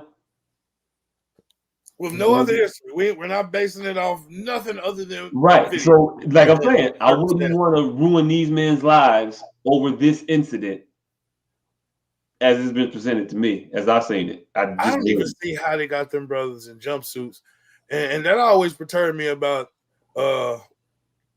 white people. Like, I've never seen a brother just get left alone. I've seen plenty of times where white motherfuckers, they had to come back and pick that motherfucker up. This how the law works. The law works in the way where we're not going to punish you. We're just going to figure it out. That's how the law works. And it works that way across the board. It works equally across the board that way. Now, I'll say this. While they're not punishing black people, it feels an awful lot like punishment because we have our asses in jail. while they're not punishing white people, it doesn't feel an awful lot like punishment because they had their asses sitting at home. There's a definite difference in the motherfucking ways that people are not being punished while they're waiting to be punished or waiting to see if they should be punished. Definite difference, like a motherfucker. While we gotta wait in jail, while we gotta get these orange suits on, while we waiting. But hey, you know. That's what I just said. I didn't hear it. My bad. That is what I just said. Just said. Bothers the fuck out of me how the white boys go home and we be in them orange jumpsuits. This is clearly one of those go home cases. Like, well, this video ain't conclusive enough to sit you in a cell. This appears to be this is a go home video. Still, they had on orange jumpsuits. Let's figure this out in court. Right. When you come back to court. Still, they had on orange jumpsuits. This nigga done bellied their ass all the way out the door, pushed a few of them. They only hit him 3 times. And probably charged me with murder. But come on. Come on. It's a murder charge because, I mean, you black. It's America, G. We could do this. And it ain't going to be a problem. As soon as you swing, they catch us for our swing all of the time. Speaking of catching us for our swing, no. Hey, look. Not for nothing on I guess brighter but not so bright news. Real quick, we told you all about a story a couple months ago about a young man named Mark Wilson who's in jail right now for standing his ground and defending himself against attackers, and how he was being railroaded with the judge who we felt was not impartial, racist, because I missed the words. We thought this bitch was racist. Yeah. Got removed from the trial. So that happened. All right, so the judge still is racist. However, he doesn't have to stand in front of that particular racist judge. He don't got to stand in front of that racist judge. He's racist elsewhere. You killed my Nelly segue. Oh, nah. I mean, what we talking about, Nelly? I thought y'all wanted to talk about it. I don't know. I did before like 3 hours in. I really don't give a fuck. Yeah. I just wanted to say this. I just wanted to ask this question. I just heard the brother was judged by a swing. I just heard the brother was judged by a swing. Hey, look. I also saw a lot of motherfuckers like, nah, I ain't clicking that video. I ain't gonna watch that shit. I clicked it. I wanted to see. Not necessarily I want to see him. I just want to see the sex tape because it's a sex tape and I watch porn. So I was about to say, now, did you click this? No, Joe Rogan. See that shit? That thought you just had. Not the thought of clicking it, the thought of telling us. It's the same thought Joe Rogan had right before the hard ER. He just wants to see the shit that he could get away with. It's like, we know you're not a fag. We know you're not, we know you're not homosexual. Yeah, but no, my thing is your this. staunch heterosexuality wants to see how much you can get away with. No, Joe Rogan. I didn't say that. Hold on. Get yours off before I finish. Now, did you click this? And I feel like watching porn mode, and I want to see. No. There's no way. Clicked on this with Express to talk about it. That's I clicked on it because it said Nelly got a sex tape, and I was like, Nelly got a sex tape? Who we fucking? Click. Yeah, nah. And then it turned out not to be a sex tape. It was just him getting head, and that was like a big letdown. But yeah. See. I mean, you expect to see some fucking. You want to see some shit? I want to see. Hey, look. I ain't know. Hey, look. Hey, look. I had thought it was with Miss Jackson, and I have been trying to see that for a while now. But anyway. See, you didn't click on this video in porn watching mode. You clicked on this video in Nelly watching mode, nigga. This nigga clicked on this porn video.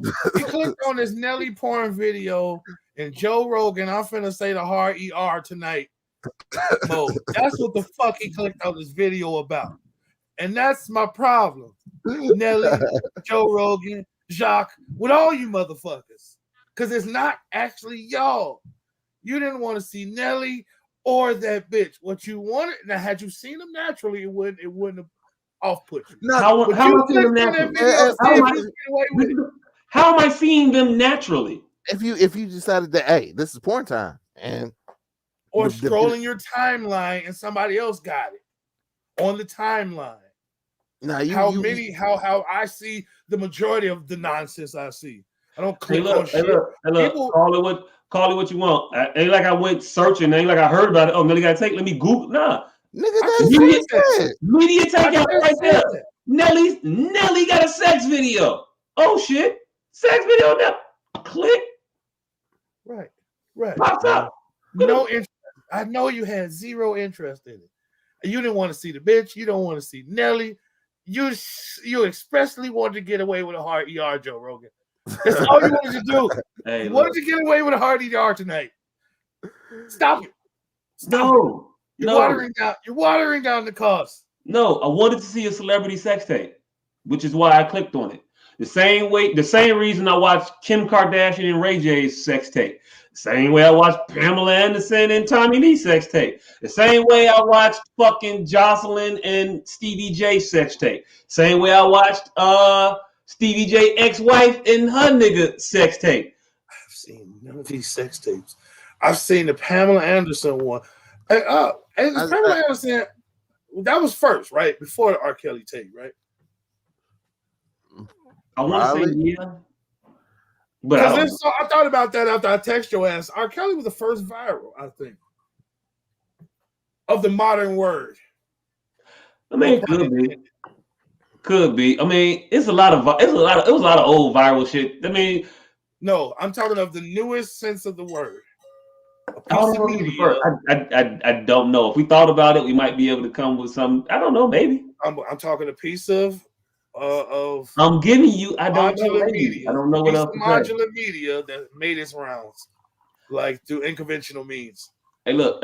I give it to you. I don't know. Maybe I didn't want to talk. I had an actual conversational piece to go with this. Not just I feel free. Damn. I was more. I joke off, but y'all motherfuckers just don't like tell like a couple jokes and then just move on. Y'all just harp on some shit. Just anyway. It brought some question to me. Why did I see so many men be so adamant about I'm not watching that shit? Like I'm not gonna watch that. I'm not gonna watch. But men will sit here and be open as fuck about watching porn. Open as fuck about knowing porn stars, male and female. I could say Wesley Pipes, and you know exactly who the fuck I'm talking about. Through happenstance. Whatever the stance is, but Wesley Pipes, you know what Wesley Pipes look like. You've seen a dick before. You see dick in porn all the time. You're not just clicking girl on girl. But I'm not looking for Wesley Pipes. I'm not looking for Nelly. But if you say Nelly's there, I'm gonna click on it because it's a celebrity sex tape. Nelly's the only reason for anybody to be there. You didn't even know if it was another woman. If it was a woman there, it could have been a man. Nelly was the only information you had. No, if it was with a man, it would say Nelly has gay sex tape. You don't know. Yeah. No, that's just your defense right now because you was up against the wall. You really think that if Nelly leaked a gay sex tape, that the headline is not going to be Nelly in sex tape? Nelly has sex with a man. Nelly in gay sex tape. It's going to be in the headline, fam. It's not? Okay. All right, cool. Hey, look, I thought we had conversations on this motherfucking thing that y'all don't want to. I'm shaking my head at the fact that due to your description, that wouldn't stop you, but I just didn't want to go down that road. Heterosexual wasn't one of your monikers for needing to see this tape. So I wasn't going to go down that road. Celebrity sex tape. I'm not interested in the gay celebrity sex tapes. Just like I'm not interested in gays. I'm not interested in gay sex. Celebrity sex, yes, like a motherfucker. Just like we interested, or me personally interested in a lot of shit that ain't got nothing to do with me that involves celebrities. It's the reason I click on media takeout. It's the reason I click on World Star. But here's the thing. TMZ. When I'm just speaking for myself. When I go searching for porn, I go looking for female attributes. There was not enough in that video for me to click on it.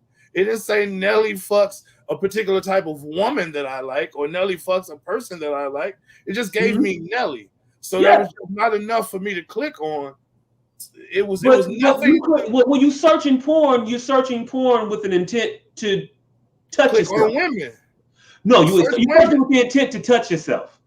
I didn't click on Nelly's face. I didn't click on the material that I use is women's. But see, this is the thing though.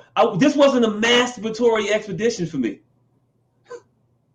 That's the only reason I watch porn. Yeah. Okay. So then there's no reason you bringing up a porn equation then. Yeah. You made the porn parallel. Yeah. Because all right, cool. All right. Because it was all right, cool. I have the issue with it. All right. I'm let him walk this back. All right, come on. No, I ain't got nothing to walk back. I clicked on the motherfucking tape because I wanted to see the tape. You watch porn for cinematic enjoyment? Celebrity porn, yes. Yeah. I want to see what's going on. No. Yeah. No. Porn has one function and one function only. And I do not care about plot points. Hey, look. I've never actually pornographed a celebrity. If that's what the function of it is, I'm a celebrity. Never. Cat Denning. I've done it. You say what? I've pornographed a celebrity, Cat Denning. It's always a woman though. But you touched yourself. I said you said a celebrity. I'm just saying pornographed a celebrity. I have Cat Denning. Never Really? Nelly.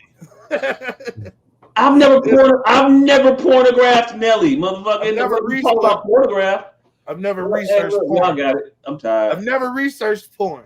I have no intrinsic interest. That's cool. Hey, look, it's a quick comment. I got my answer. That's why most men had the opposition to it, because I just assumed none of us was that curious, unless it was a woman. That's it. Nelly didn't pique my interest. That part. Cool. Hey, and I just almost said some shit that almost made me pause my damn self.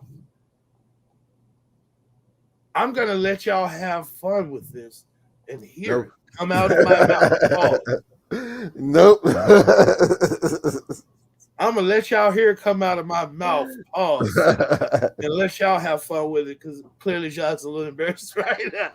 I am not embarrassed. I volunteered that. I'm fine with it. I'll make it a status later, probably, because I still find it weird that motherfuckers are so adamant about, no, I ain't seen it. I ain't watching it. I ain't look at that shit. What do I look at that for? Like, okay, all right, nigga, cool. I looked at it. My pause moment of tonight. It's 12 midnight. Especially once I heard the reviews. I clicked before the reviews, man. Huh? I clicked before the reviews. Nah, that's all there were reviews. Okay. See? Yeah, just stop it. It's all I ain't gotta prove shit. I already told you I didn't. Well, I ain't gotta say nothing else about it. I click on media takeout every day. You know this. Huh? Oh, this shit is on regular internet? Yes! Oh, no. I don't be on the regular internet. I don't be on the regular internet. No. You didn't have to do a word, nothing. This shit came across my timeline. It's like the one of the picture articles. See, this shit came across my timeline. The only way this type of shit should come across your radar is timeline. And my timeline came with full reviews. Yeah. So, hey, you know what I hate now? People will put the shit in the comments. Like, they will put the full-fledged video. Now, that's the only way you should see this type of shit. Is in one of these nasty bitches screen record it and put it in the comments as a video comment for all the nasty hoes who didn't see the video yet, and they just want to be the Johnny Appleseed and nasty. Janice Appleseed. That's how you see this type of shit. No. And then it immediately make you go turn No. off the automatic. And I'm gonna tell you something else. And I'm gonna tell you something else, Slick, too. All y'all niggas watch the R. Kelly sex tape. It was the R. Kelly sex tape. Yeah, all right, never mind. Go ahead and run that pun. I thought this was honest out with changing your day once a week, but hey, look, maybe next week we'll adhere to that. No, we're running no pun because again, you saw that in the version of a timeline. You walked in the room and somebody was playing it. No, all I heard was, man, you need to see R. Kelly fucking the shit out of these bitches. That's how you. That's how. I can't speak for nobody but me. Dumbass reasons. I can't speak for nobody but me. I didn't look for it. I saw it like everybody else on accident, walking into a room with somebody else already watching it. Okay, all right, cool. No, I saw the tape. I was like, hey, yo, you got the tape? Let me see the tape. You was like, the tape. It just happened to you. That's cool. I saw it. How did you see the tape, Bill?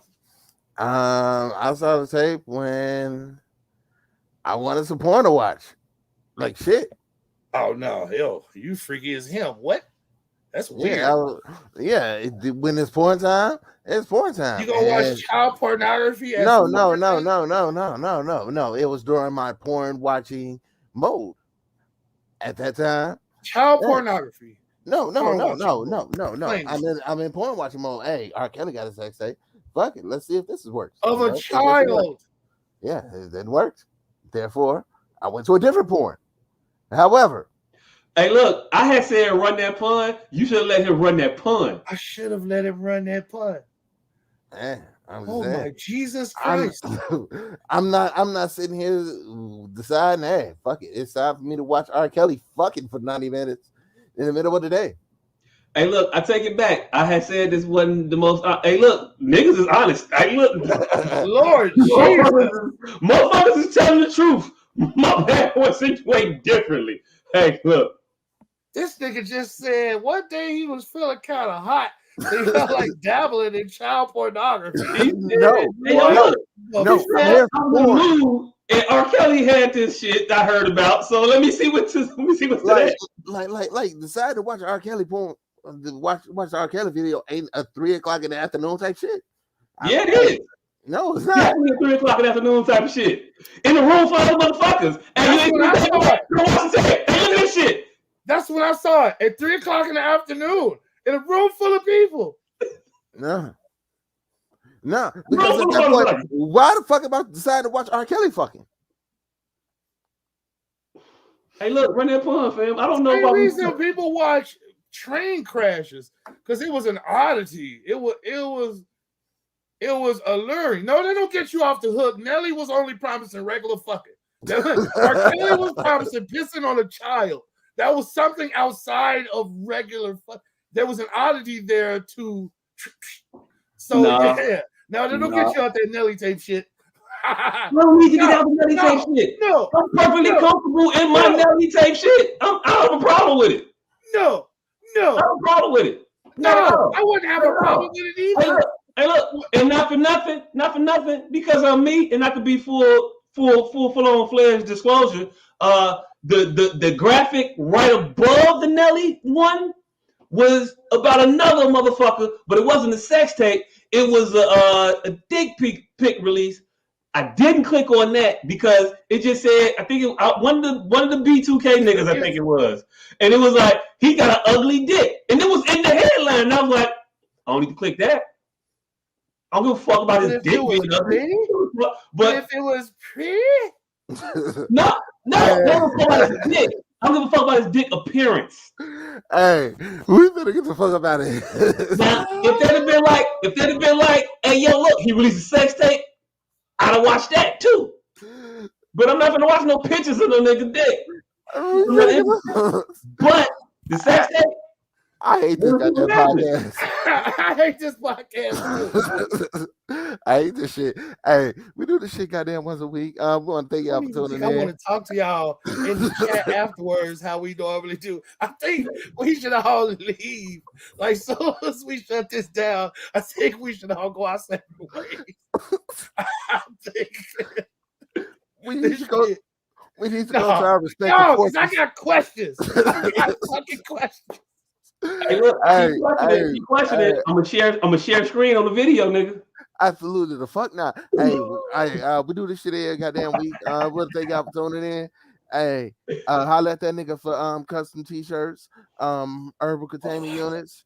Hey, nigga, speaking of, I need an herbal containment unit, and you all the way, and who the fuck knows where? The other side of this state, and you finna be on the other side of this state. So, as a nigga who is not in the same area as you, how the fuck would I get one of these herbal containment units? I'm starving myself currently, but I'll be back there with shortly because I need to get the fuck something to eat. Because I mean chicken every single day. And I didn't tell y'all the story about the chicken earlier, that it's because it's Mexican restaurants. And I only speak Spanish and English, if that makes any sense. El Chiquino? You want to got some El Chiquino? No, I know. This is how a motherfucker could tell that you don't know, that you teaching yourself Spanish, that the shit is still straight. Like, you cannot have a piece of chicken. Not piece of chicken can I have. Like, it's talking in Spanish. You know what I'm saying? They don't conjugate verbs and shit. I know all of Spanish, but I don't know exactly how to speak Spanish. So I'll just go, let me get tiene medio del pollo. And that's just not how you're supposed to say, let me get a medium chicken. You translating the words and not the sentence. Right. I'm translating the words and not the dialect. Yeah. So I'm just going, and so this was the part of that story earlier. The very first day I came in there, I told you my shit was 743. And that was the only day that me and him had an extensive conversation in Spanish. But again, I don't know how to speak Spanish correctly. And he was telling me, and once Mexican men find out that other people speak Spanish and as fluently as I do, now they want you to fuck with their coworkers and shit. So he had me saying random shit to random motherfuckers around there, right? And then after a while, I got tired of his shit. I'm like, all right, man, give me run my chicken. And that was the day I got 743. So I don't know if that was a racial thing. Hey, look. You was shucking and jiving for 87 cents off a chicken. No, that was the day I got charged the most. Oh, I thought the day you didn't do it, you got charged the most. No, the days I didn't speak it to this nigga in Spanish, you know what I'm saying? That's when the shit started going, the price started coming down. Oh, well, that's bad negative reinforcement. Right? Or a good negative reinforcement. Maybe he's tired of you doing that shit. Maybe he's trying to tell you something. Yeah, Mexicans hate when people speak Spanish other than fucking Hispanics. Maybe especially if you nigga and look like me and doing it wrong. They kind of extra. Hey, look, so just come in there and say, greetings, good fellow. How are you today? May I have some of your chicken products, please? Again, that's not how you say it in Spanish. That's how I come in there. I be going, greetings. Let me have some of your chicken. So when you speak Spanish, he charges you more. Yes. When you don't speak Spanish, he charges you less. Yes. Yes. And the way I speak Spanish is just how you insinuate it. Greetings, fellow American. Can I have a special of your chicken? No, I was saying go in there and speak English. Just say it just like that so you get charged less, motherfucker. Oh, yeah. No, I've just been going in there. I'm lying. Again. You go in there, every K Pasa adds a quarter to your bill, nigga. Every K Pasa adds a quarter to my motherfucking bill. And I got to the crib and I thought about it. It's like a white motherfucker going on, hey, Holmes. What up, Slice? What's up, Holmes? What's up, home frying pan? Yeah. So yeah, he's probably pissed that I was marginally good at Spanish. I mean, hey, look, I'm never happy that white folks is marginally good at Ebonics.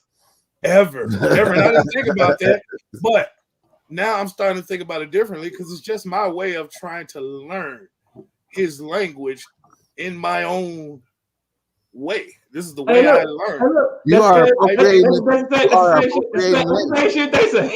The same shit they say about nigga. Nigga, you are trying to appropriate Spanish. Nigga, no, I'm trying to learn the language of the country, motherfucker. Of the country I'm in. Oh, so it's not America no more? You mean to tell you? So you insinuating that Mexicans come over and take over everything? I'm insinuating that. All I'm saying is in 10 years, this right here. I'm insinuating not a nan billboard in Mexico nowhere is in English. Nan one. Because they can't read English. See, can't read English. They gonna get you. They gonna get you in 10 years, man. They ain't fucking trying neither. But what they won't do is tell me about halves of chickens and elote and marcasitas and pina coladas and shit. I'm gonna be able to order my motherfucking drink exactly how I want it. If you don't put all them motherfuckers in that cup, mix them up. I don't know. What was we saying? Speak of the Devil coming out April, end of April, beginning of May. That's the next one, right? April, then May. Yeah. April, May. End of April, beginning of May. Speak of the Devil. Candles coming sooner than later. Mm-hmm. Yep. I mean that. Other than that, I got nothing.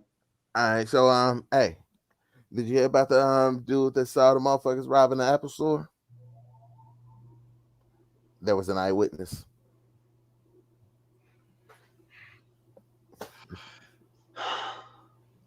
You know, I'm glad there's alternate side party here. I'm just gonna go for a drive now. Just gonna go for a drive. Eyewitness, bitch. Because I needed to move my car either way. But now I'm just gonna go for a drive. Just keep driving. And see, this is the type of town, right? That I filled up my tank 3 weeks ago, and I drive every single solitary day, and I am still on 3/4 of a fucking tank. The town is 7 blocks, motherfucking shit. 3/4 of a tank. The town is 7 blocks. We appreciate y'all tuning in. We ain't want to hold y'all hostage no longer. I don't know. He got the button.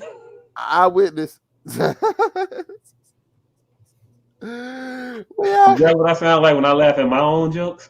No, because your jokes aren't funny as mine. They funny to me. Shit. My joke is I hope my jokes ain't only